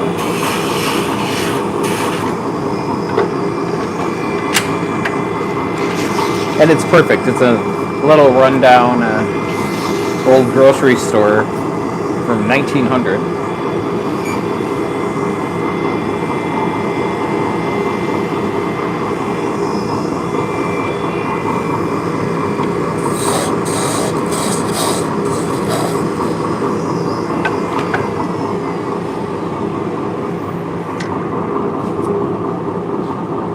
So now I guess it would be kind of bodega size.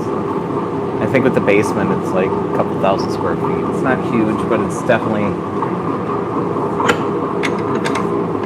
way bigger than like a 2-car garage.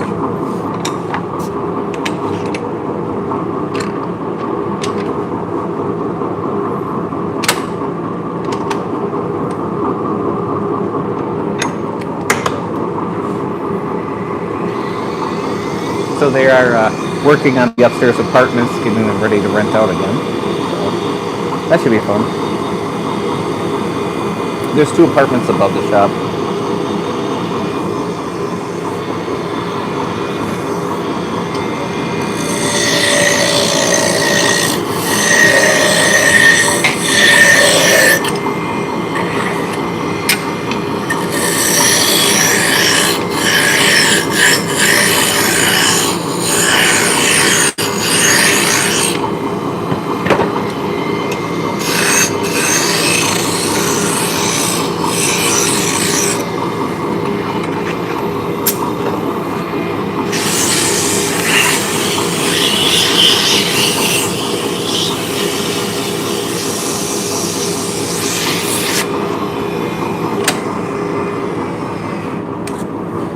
This one has vibration in as well. We'll go to a 6-inch. Yeah, wood's a natural material.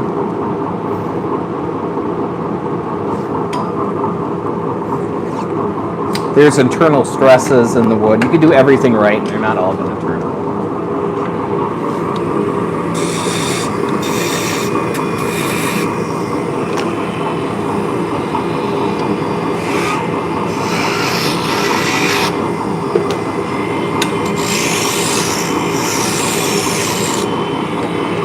And like I said, worst case scenario, they go in the fireplace.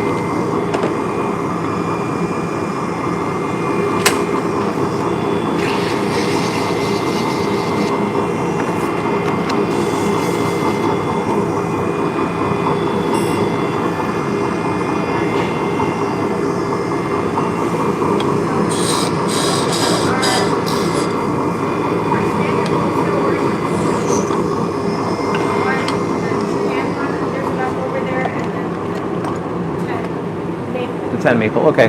So I'm just replacing the 10 maple that we had for the show. Yeah. So yeah, that's pretty much, what I was shooting for.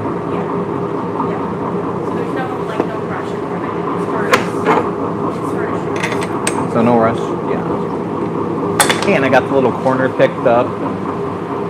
Hung that extractor. Good.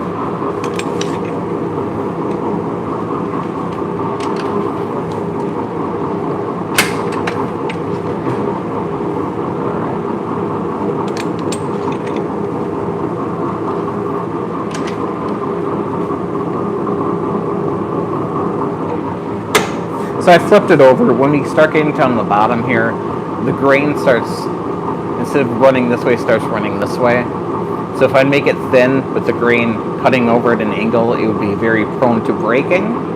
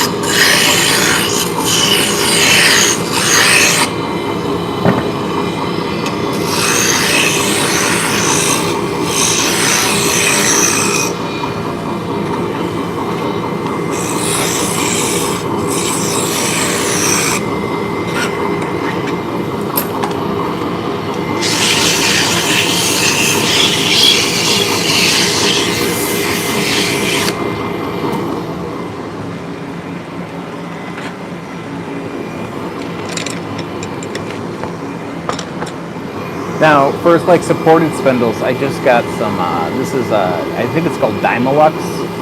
So it's resin impregnated, dyed, laminated. I believe it's birch, yellow birch. So this stuff is very, very hard, very shiny. So this stuff, I sand it. I sand it way down to, probably 1500 grit, and then I buff it. That stuff's cool too.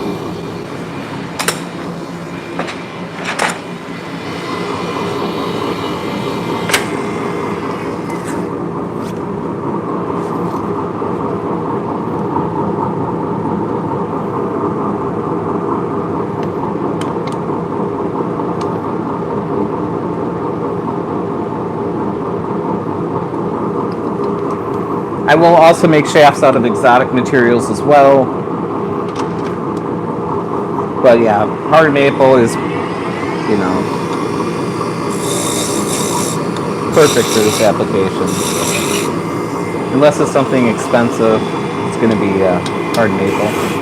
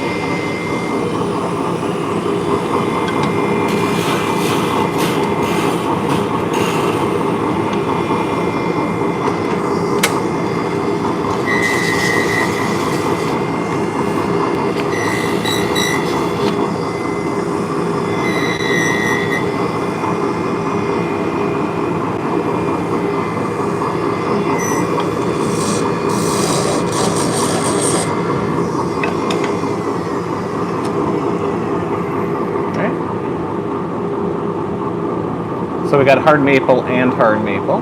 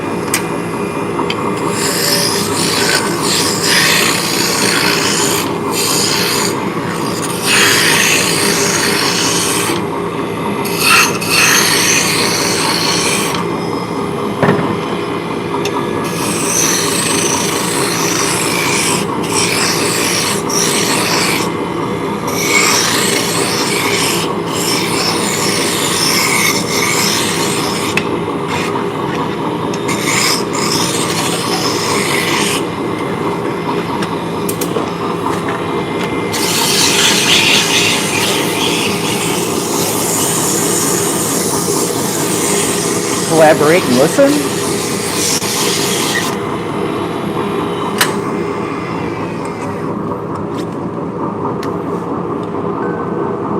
How's it going, Alexander?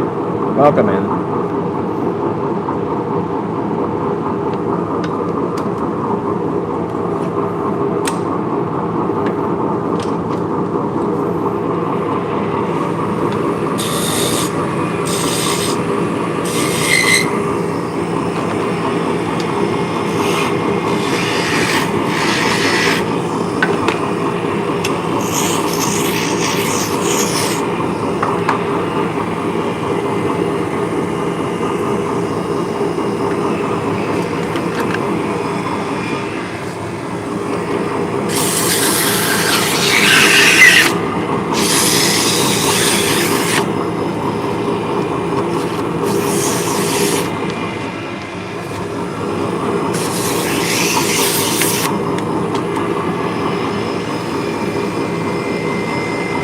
Oh, you didn't say Simon Says. That would be good.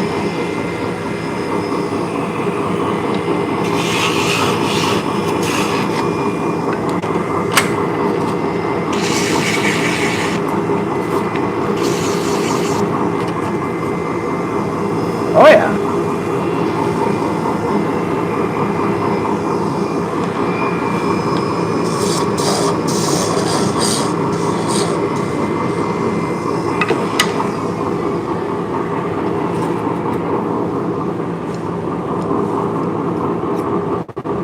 Yeah, AMC Plus is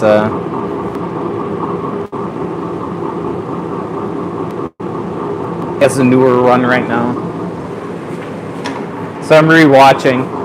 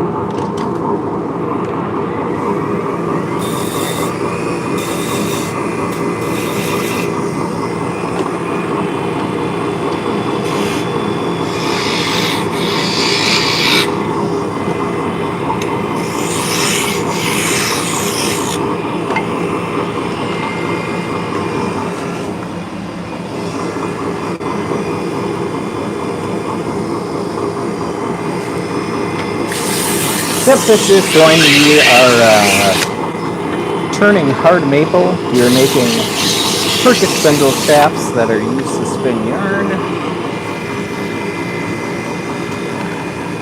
So we're doing production work. We're knocking a bunch of these out.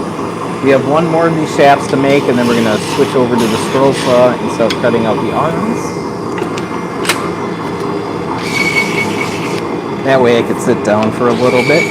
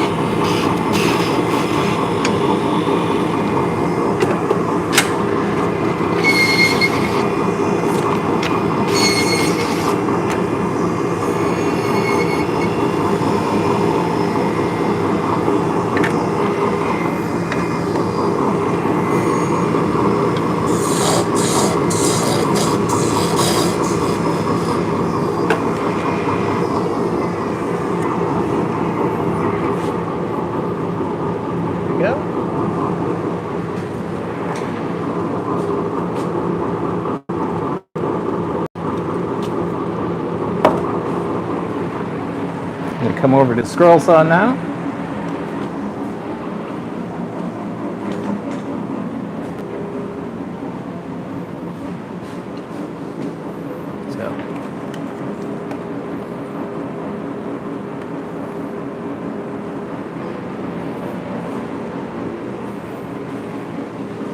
Oh, let's check on the 3D printer since we're up and about.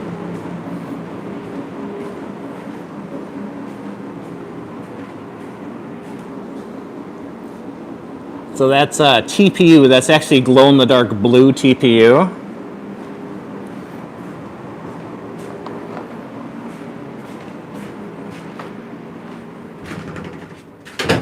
So we'll charge this one up for a second by the light.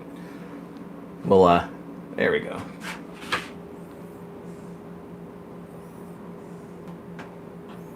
That's a cool color.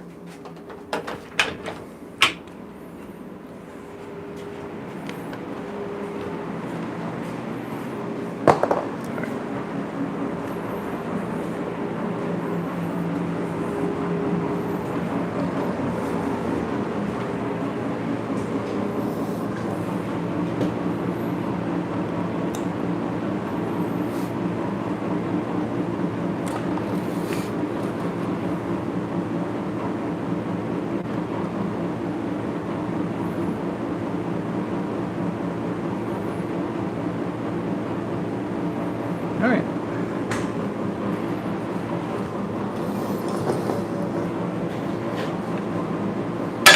So we're going to cut these down into more bite-sized pieces, and then we have to drill some pilot holes. They're not really pilot holes, they're entry holes.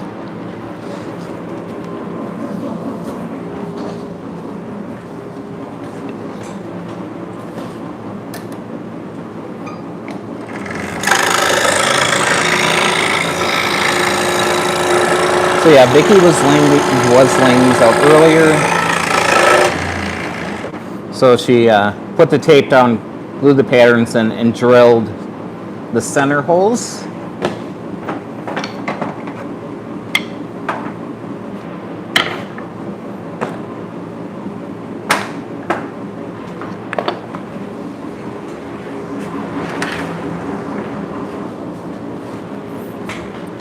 So I'm going to drill a few holes. I guess we'll turn the camera. It's not a big deal. You probably only see my arm anyway, but that's all right.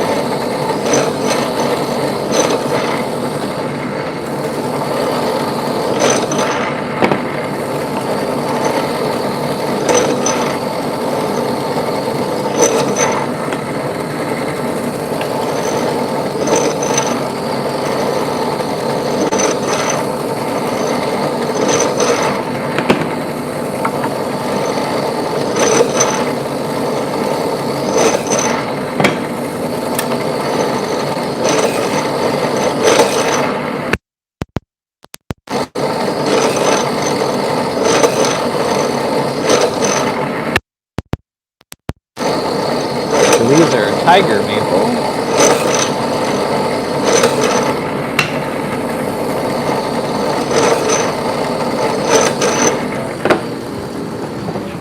Or you could call it curly maple, but yeah.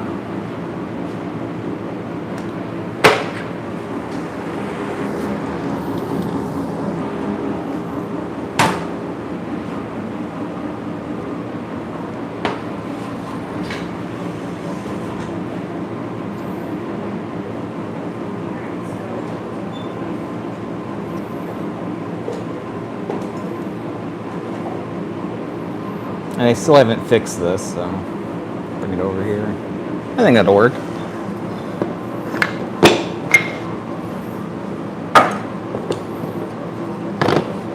Oh, I missed 6 holes. Hang on.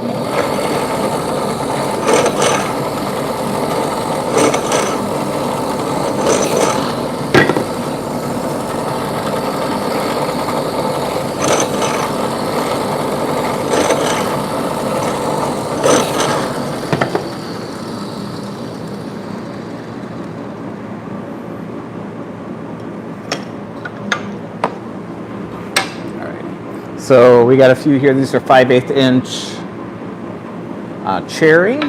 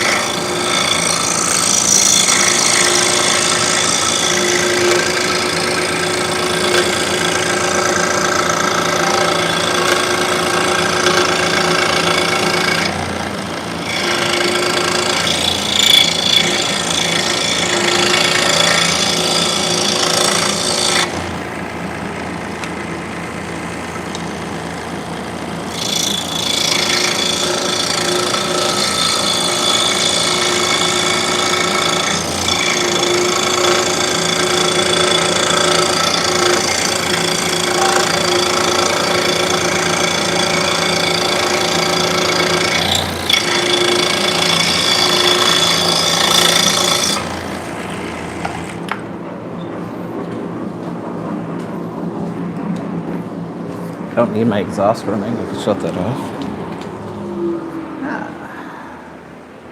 Sounds a little better. A little quieter in here.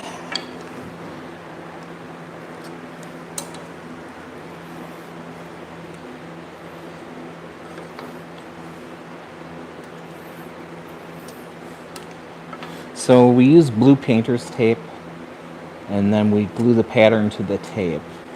That way when I'm done, I can pull the tape off. Then we don't have any residual glue to worry about.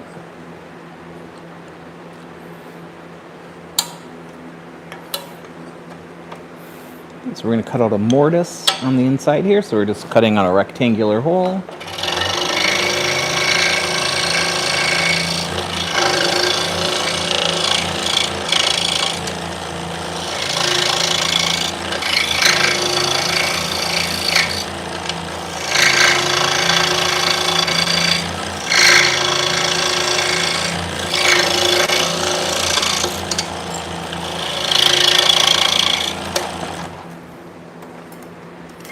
Do a test fit. I'm going to take this rat tail bastard file, send it through, flip the arms around the other way, send it through again. I'm verifying that the holes are centered to each other. That way you could put it together in either direction.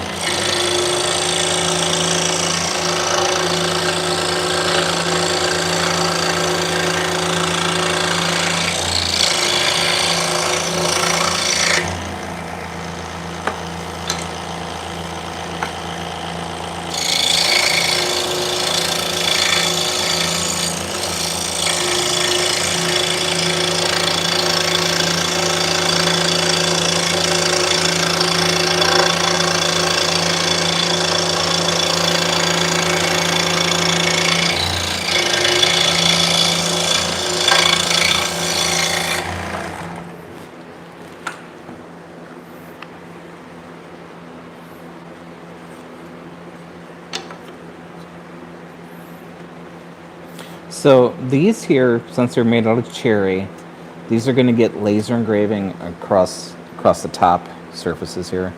So they'll have a Turkish motif across the top. They're called the lights. They're the same shape as a glider. It's just they're a little bit thicker in different woods.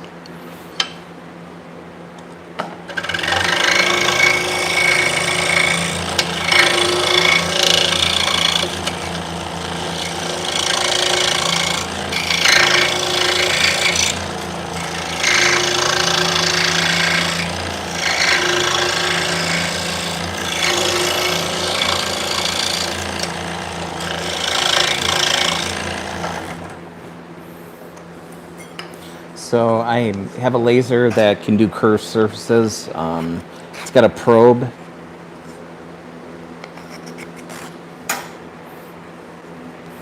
So you'd put it in like this, and the probe would come across and touch, and then it would map in that curve. So when the laser came through, it would stay in focus. So the laser would go here, and then would go up in the air, up in the air, up in the air to keep the same distance, and then down, down, down.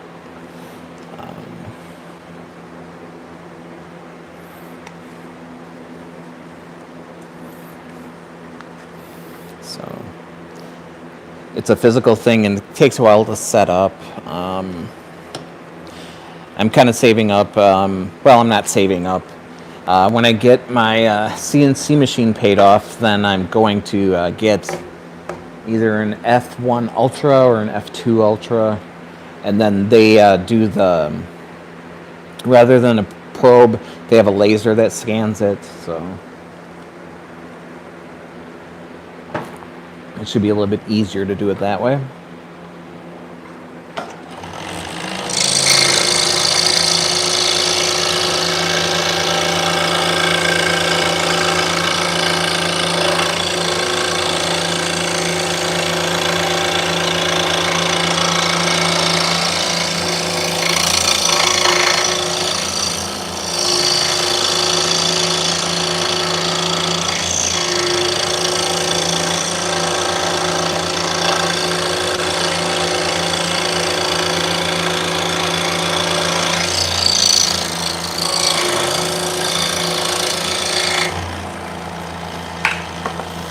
So I made a jig with a pin so I could set them in there, take them out, put the next one in.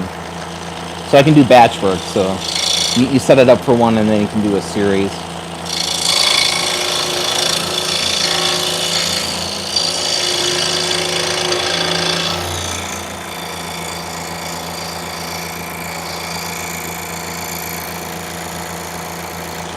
Hey 13th, how's it going? What are we saying no to?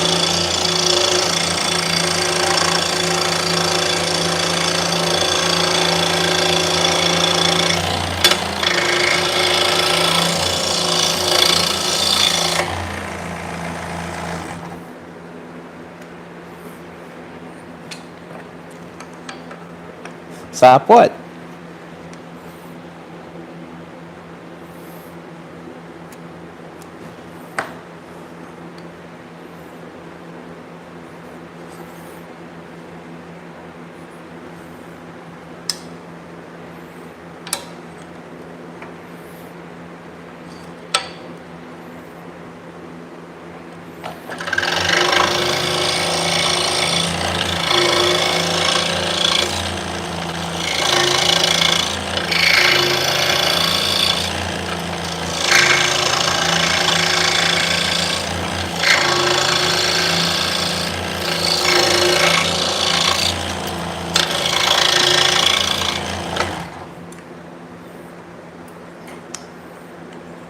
Oh, okay. It's like, huh?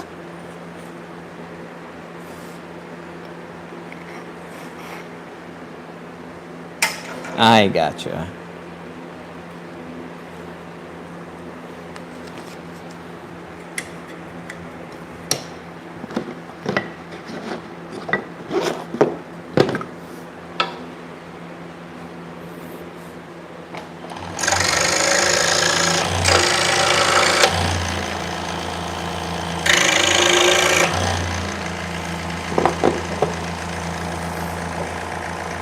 So how does the drop spindle work? I can show you.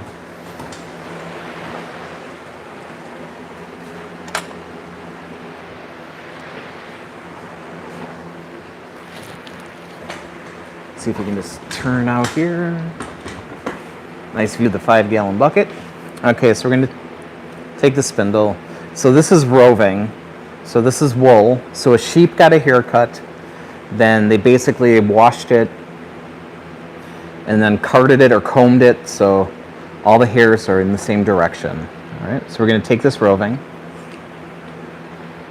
I'm going to spin a leader to get to the top of the spindle. So I'm going to stab that in. I'm going to pull back and spin. So this is just to get me going. I'm going to take it, come up to the top. I'm going to put in a half hitch like this. Then we're going to spin the spindle. When that's spinning with my hands, I'm drafting. So I'm defining the thickness of the yarn and how much twist is going into it. So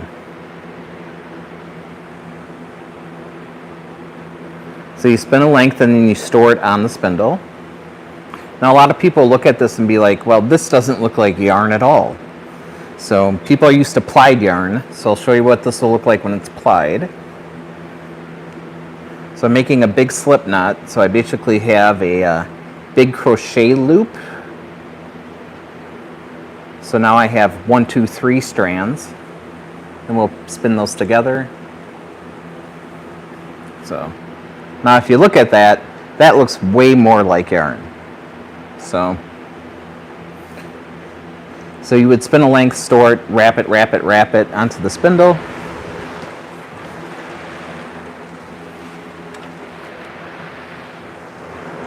So that's what it looks like. So we have a ball of yarn on there. And this style of spindle you can take apart and remove your ball. So you spun one up, you can remove this ball, and then you could ply it to make it the 3-ply or however many plies you want to make it thicker.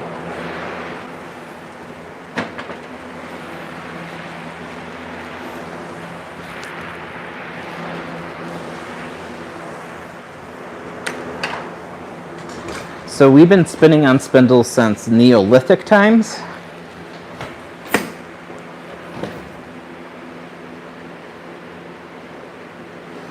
Seven, 800 years ago, they came up with the spinning wheel, which is faster because it automatically wraps the yarn onto a bobbin. You have to move it down on the flyer to fill up the bobbin evenly, but it's faster. And then the Industrial Revolution happened, and they made big machines that could do it really, really fast.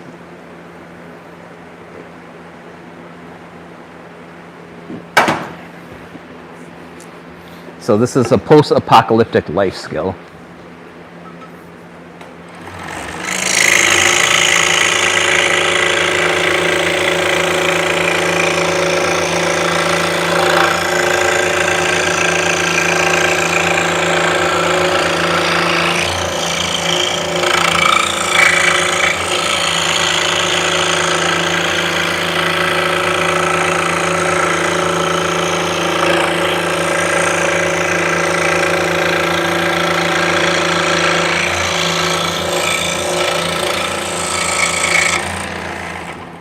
Now, there's a lot of different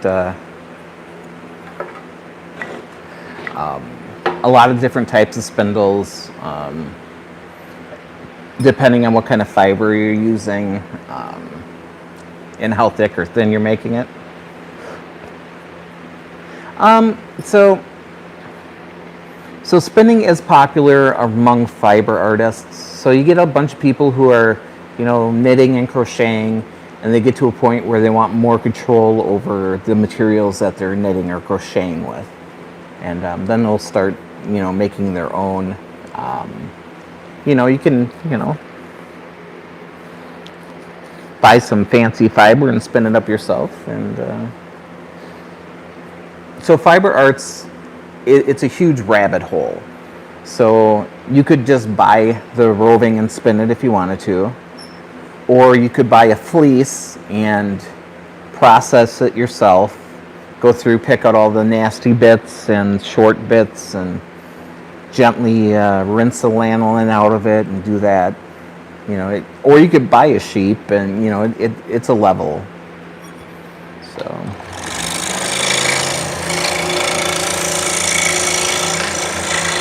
now what I'm doing with my hands, as far as the drafting went, that would be the same thing. The hand position's a little bit different, but it'd be the same thing on a spinning wheel. So a lot of people will start out with spindles to learn how to spin, and then get a spinning wheel if they want to make more production type stuff. I do a lot of hand spinning on the spindles, and then I'll apply it on a wheel. It's a different world.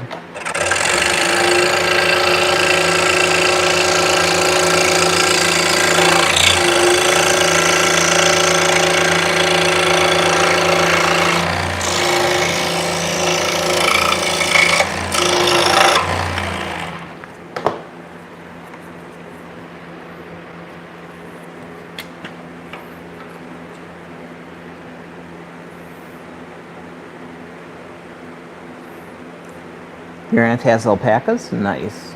Alpaca's very, very soft and very, very warm.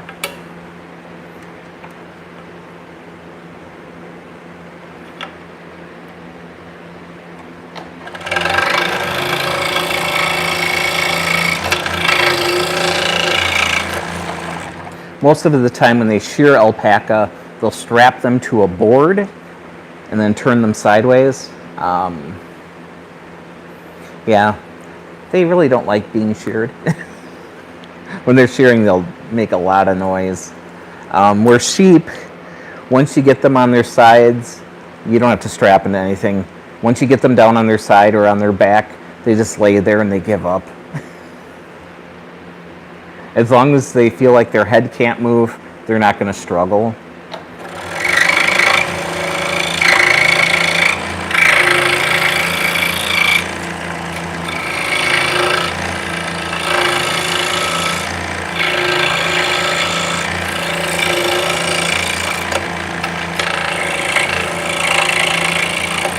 So I'm actually friends with 2 different people who own mills that process alpaca fiber.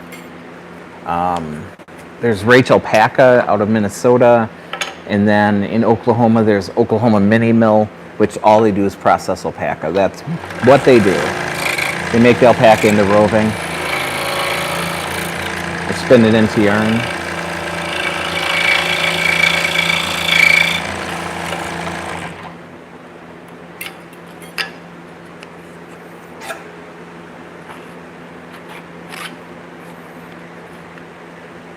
Yeah, I've spun some very lovely alpaca. I've had some decent llama. Llama tends to have guard hairs in it, so kind of have to pick through it on occasion. They haven't quite bred all the guard hairs out of it. I've spun baby camel. Also very soft. So they're all... Camels, alpacas, and llamas are all camelids. They're in the same family.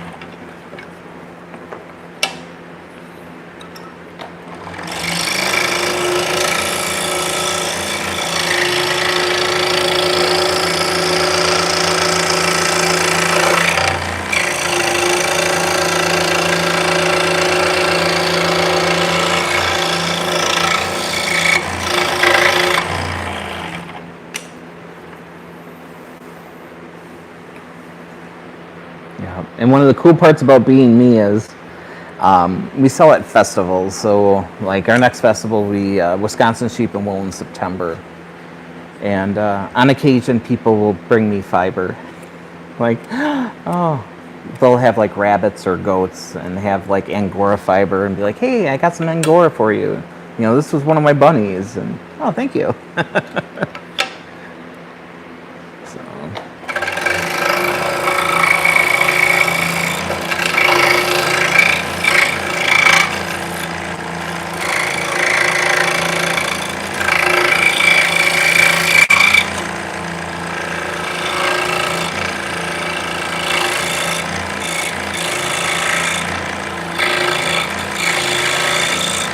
Here's some cashmere. Okay, I'll take that. I'm not really.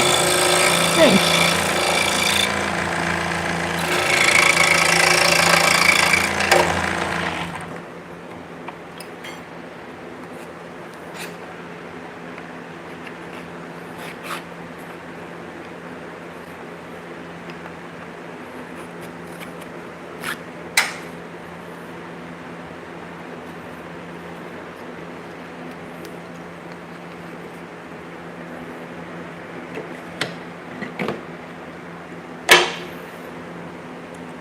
Yep, so this is 1/2 inch, where the other stuff was 5/8 of an inch thick.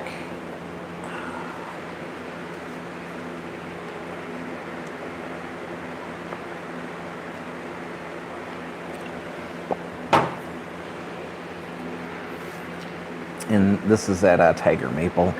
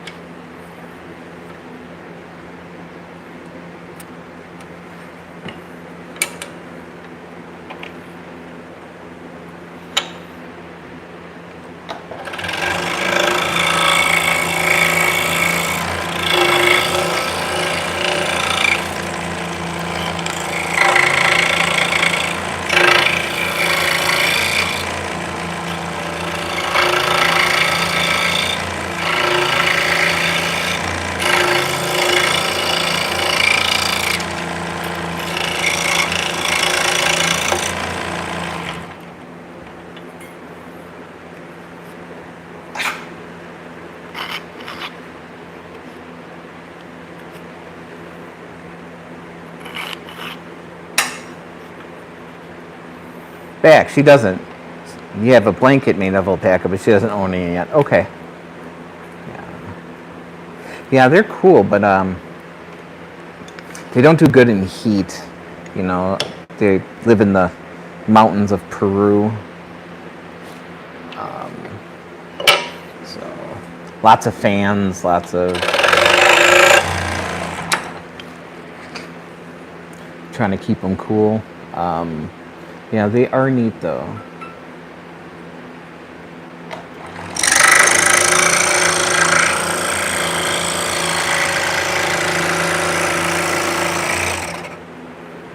And they're self-ovulating, which means that they don't have a heat cycle. So, yeah. So if they run into each other, they can breed.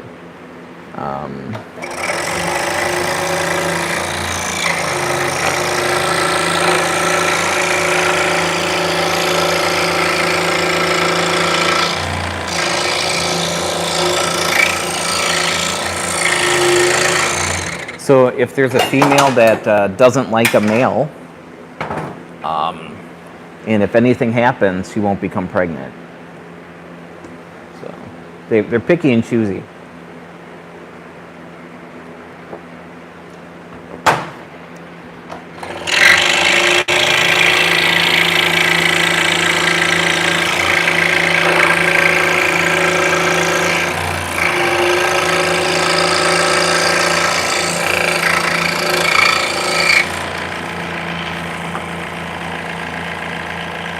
Awesome, I appreciate it.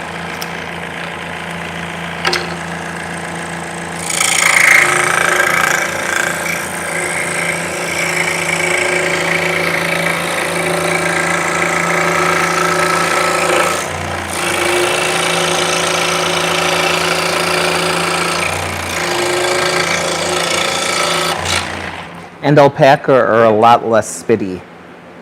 They do hold out for Mr. Right.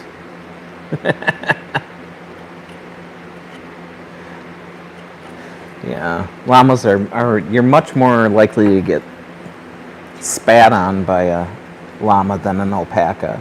Not that alpaca don't spit, but they seem to have a different temperament.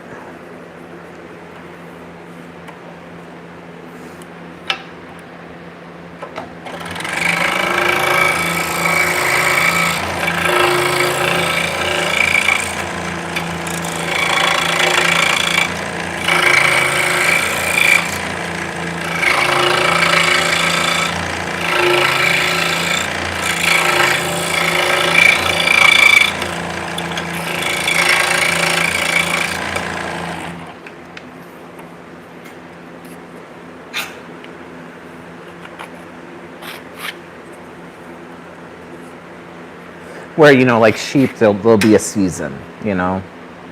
So there'll be a time. And they usually will have their kids in the fall.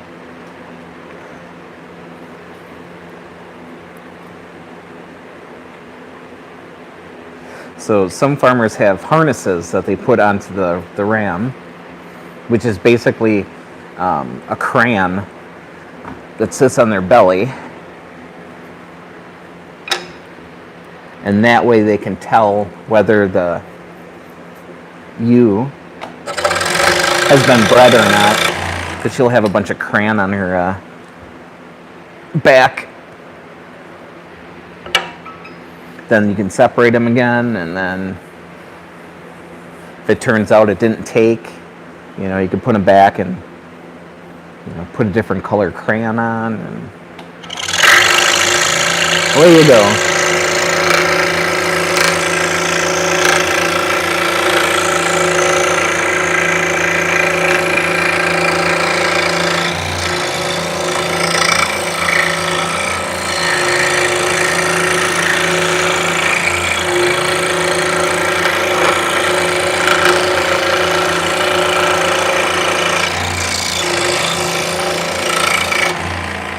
Every once in a while, you'll find a fleece that has some crayon on it.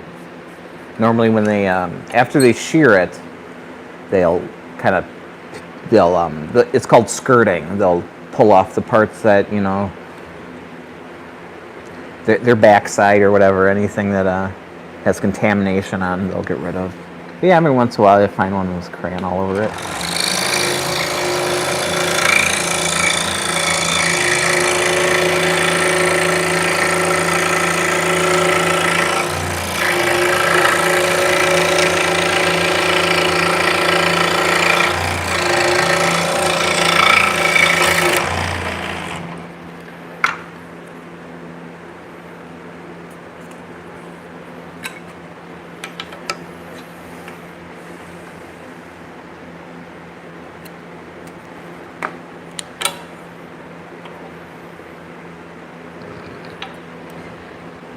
So I grew up on a hobby farm.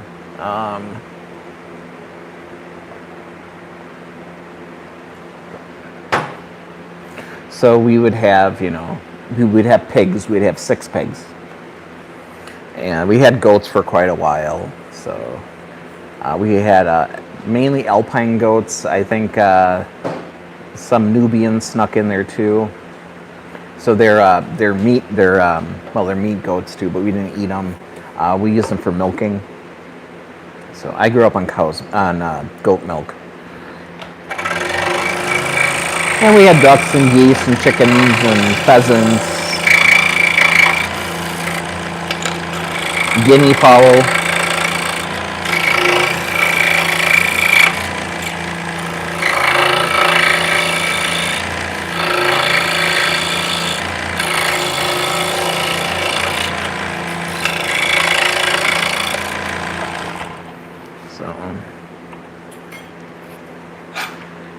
So in order where we live to have pheasants, we needed a game farm license.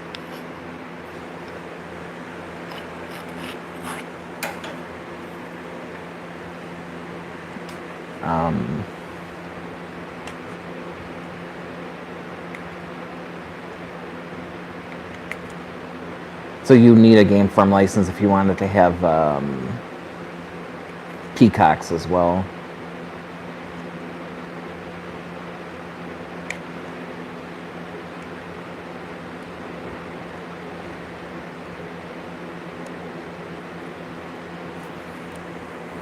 We did meat rabbits for quite a few years growing up as well, so yeah. Grew up with lots of animals.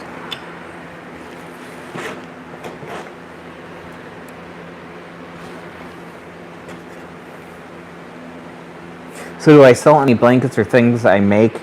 I don't. So a lot of the yarns that I use, is for myself or for my kids or grandkids. We're just more into making the tools themselves.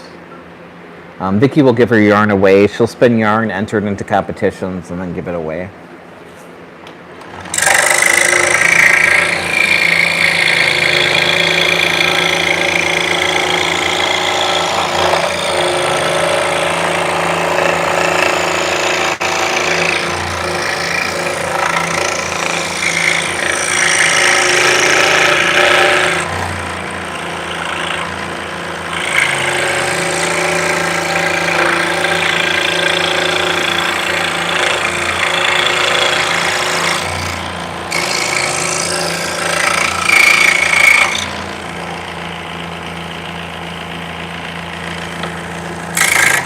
This is my girlfriend.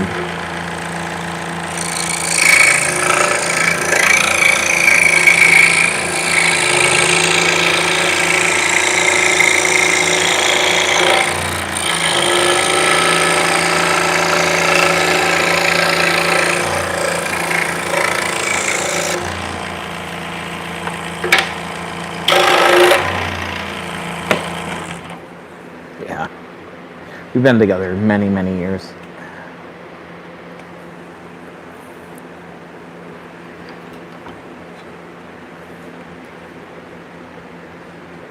And we work together, so.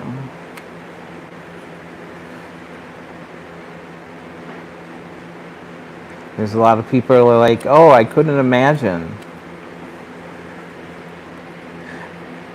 I couldn't work with my wife. That would drive me crazy. If you don't like your wife, why did you marry her? Hi, honey. Hi. You seem to do okay. It's weird, right? That we work together.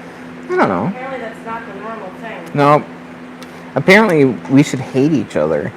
Ugh, you old ball and chain. Well, and here's the thing, there's enough for us to do that we don't. Oh, we're not on each other's laps. Yeah. Yeah, we don't need to be like, I could go play on the computer, well, not play. Work on the computer, yeah. You've got a lot of stuff to do on the computer, and you can Yeah. be doing production stuff, so it's not like we. Yeah. Yep. I mean, we're human. I mean, there's days when, you know, Drive each other we crazy. drive each other crazy. But if that's the case, then we just do something else. I mean, yeah. Go away, you're driving me nuts. Yeah. And if I'm driving you nuts or you driving me nuts, that's fine. Can I take these? Absolutely.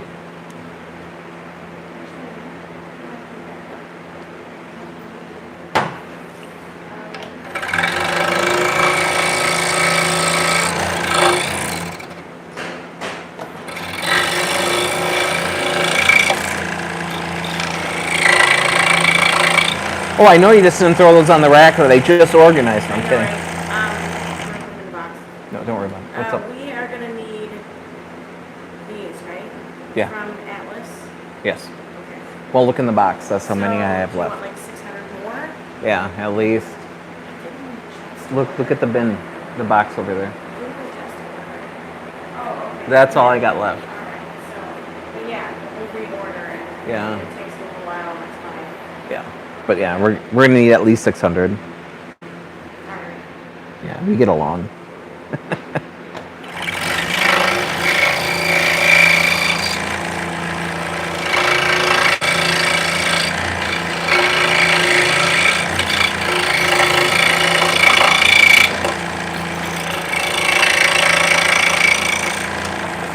Yeah, so I worked in factories for almost 20 years. I'm very grateful to be able to do this. I've been doing this for 13 years full time. I'm very grateful. Pretty soon, this is gonna be your longest. This has been my longest job. When I worked at Quad Graphics, I worked there for 12 years, 11 months, and 2 weeks. Yeah, so you are 13. Yeah. And then Oshkosh Truck, when I was putting military vehicles together, that was like 6 years. So yeah, Yeah.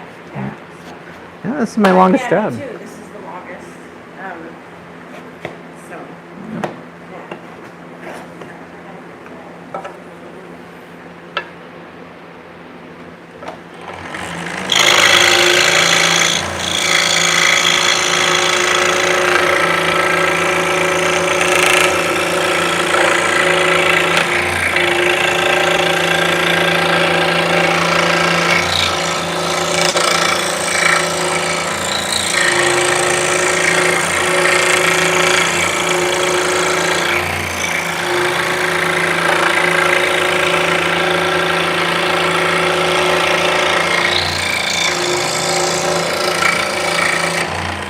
So as far as selling at festivals go, if you're in a big festival, in a course of like a 3-day weekend, you're able to sell basically about a month's worth of product that you'd be able to sell online.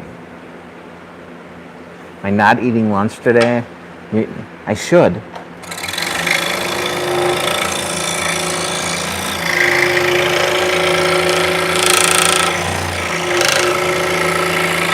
I am starting to get hungry, and I have been live streaming for a little while now. 167 minutes.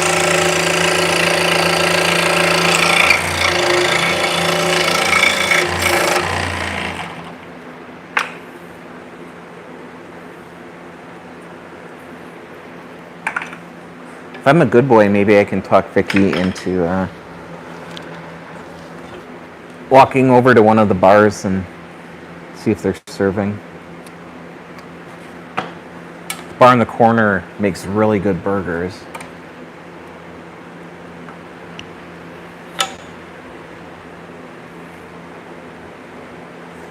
All right, thanks for hanging out. Much appreciated.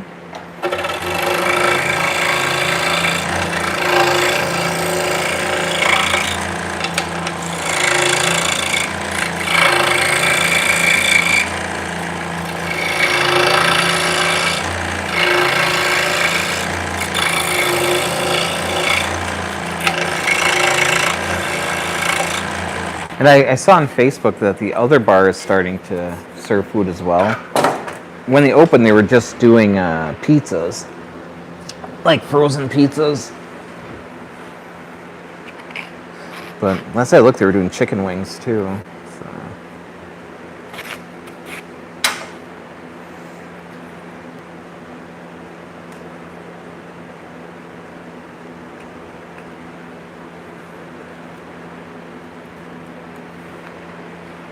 He's Bob Ross of woodwork. Yeah, I'm a combination of Bob Ross and Mr. Rogers.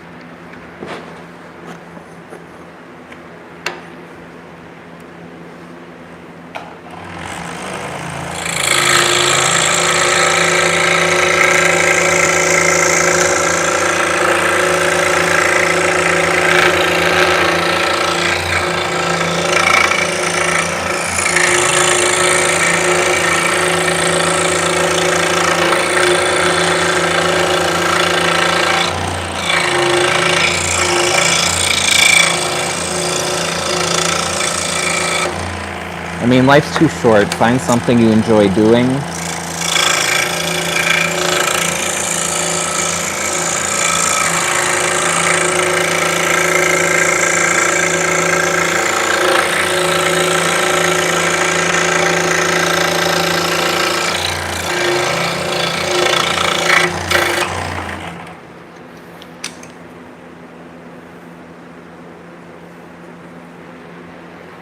You know, and if you know your hobby becomes your job, you have to remember that the best way to destroy enjoying doing something is to do it for a living.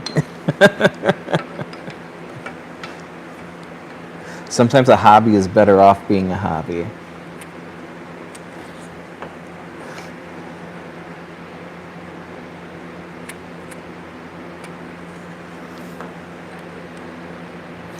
So, yeah, I kind of fell into this. Prior to this, I was making wooden signs and wooden toys on Etsy, just for fun. Give me a little bit of fun money.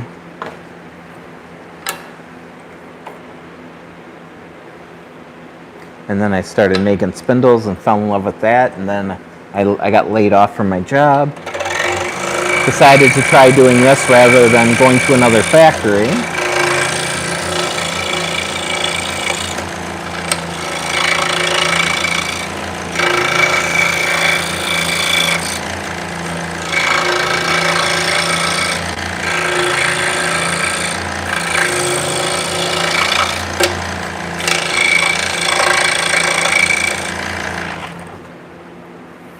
Yep, so after I was laid off, it was a permanent layoff, but they did call me back after a year.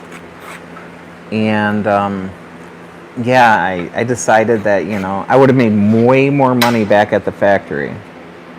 You know, as far as, you know, hourly and the benefits and everything. But I would have been miserable. So I had a taste of, you know, working for myself. You know, it took a few years for things to, you have to build up a reputation for yourself, you know. Like anything else, it takes time. So, you know, the first few years were very, very, very lean. You know, what, half of all businesses fail within, probably more than that, fail in the first 5 years. Yeah, so. I'm just too stupid to fail, so I gotta keep working.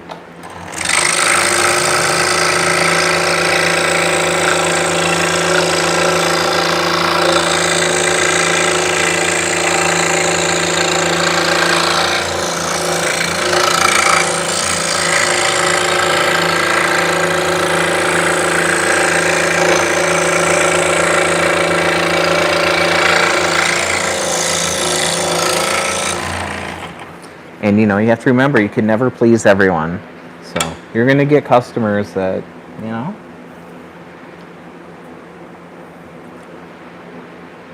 aren't happy. And when that happens, you try to make them happy. And if you can't, you just say, hey, yeah, that's okay. Just send the stuff back and I'll refund your money. It's okay.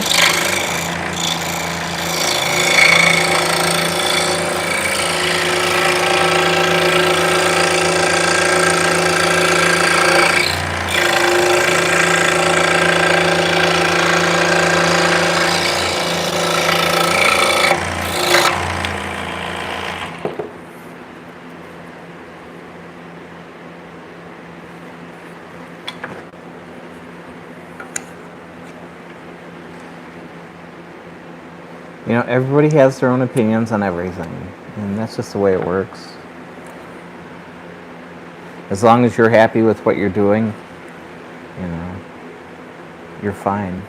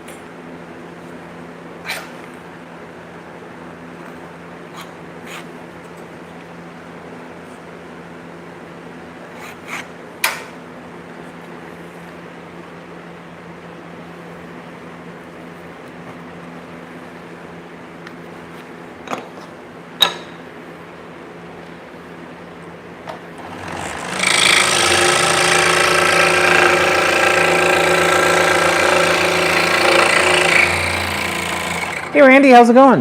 Welcome in.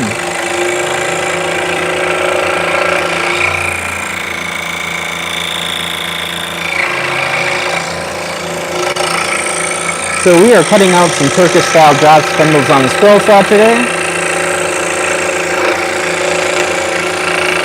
I think we're going to go for another 12 minutes. And then I'll try to talk Vicky into getting some food. Luckily, I live in a state that does not have the Taco Bell diarrhea lettuce, so that's a good sign.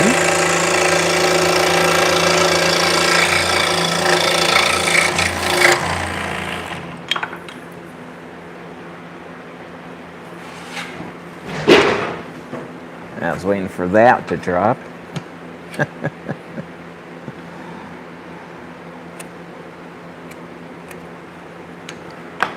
So, it is 84 degrees out. So it's the coolest it's been probably in the last week and a half. So by the, I think mid next week we're supposed to be dropping down to like the mid 70s. So it'll be very nice.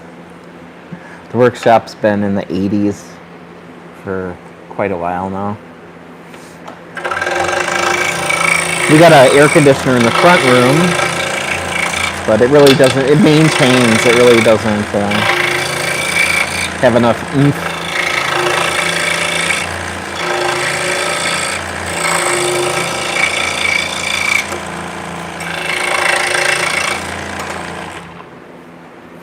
I say we have 12-foot tall ceilings, but I think they're 14 feet, so. Hot air rises, so you get a little bit, it takes a while for the heat to get here, but once it's here, it kind of stays. So hopefully in a couple days, I'll be able to open up the front doors, open up the back doors, and kind of let everything air out. But we'll see.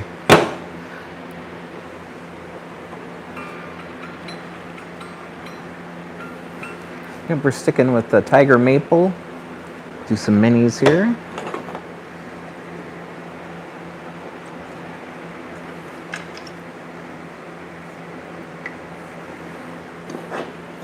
So as far as the storage goes, I made these dowels that are removable.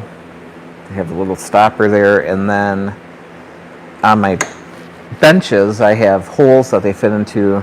This one I just have a little 2x4 set up, but it keeps them together. When you're making something that has multiple pieces, they tend to want to run away from each other. So they'll sit like this. I could break them down on the sticks if I wanted to store them somewhere. And then when I make the shafts, I just add the shafts that we were turning earlier onto them.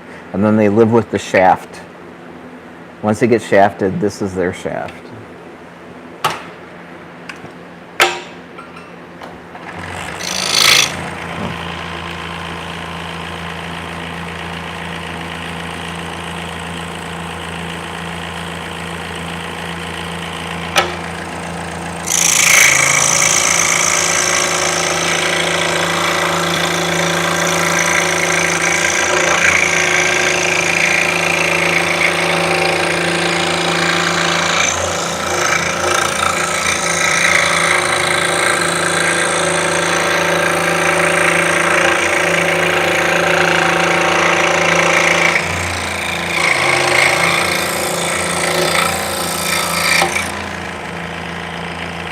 Hey Salty, how's it going?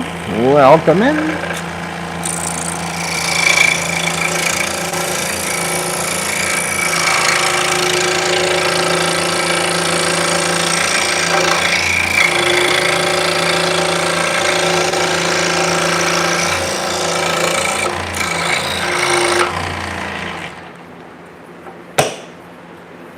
Alright, so we'll peel off the pattern.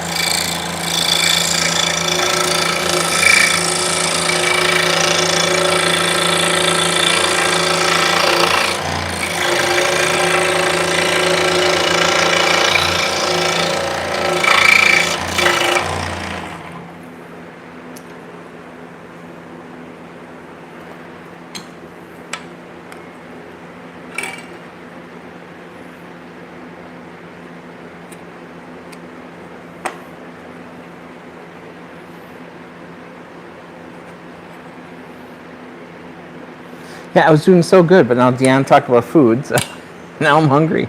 I was getting hungry before. That's funny.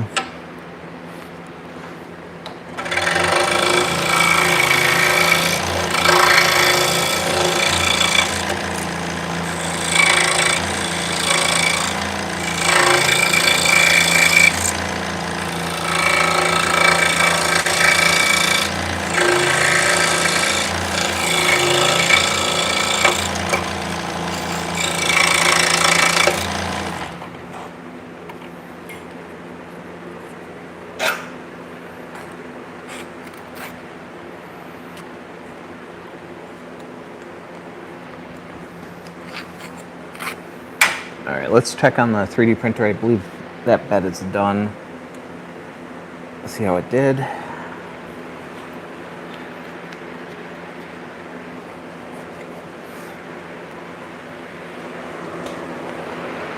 Hey, Vicky cleaned up her floor. It's amazing.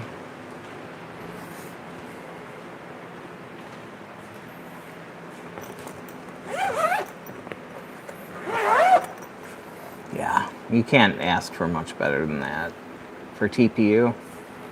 Yeah. That's pretty amazing. Just have to hit it with a torch just a little bit.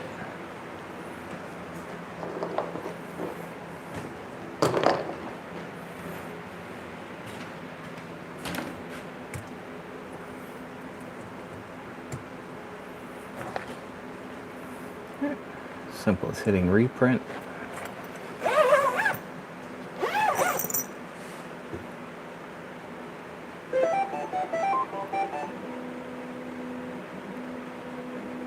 Turn the dryer on. All right, I need to print out something in white, so I'll do that after I stop the stream because that's just too much of a pain in the butt while I'm holding it.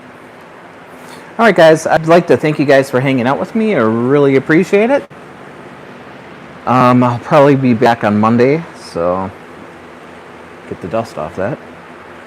So if you guys, I really don't have a set schedule. I tend to stream in the mornings, but sometimes I do it in the afternoon. If you want to catch the stream, the easiest way to do would be to give me a follow. And other than that, have a great day and have a great weekend, guys. Catch you next time.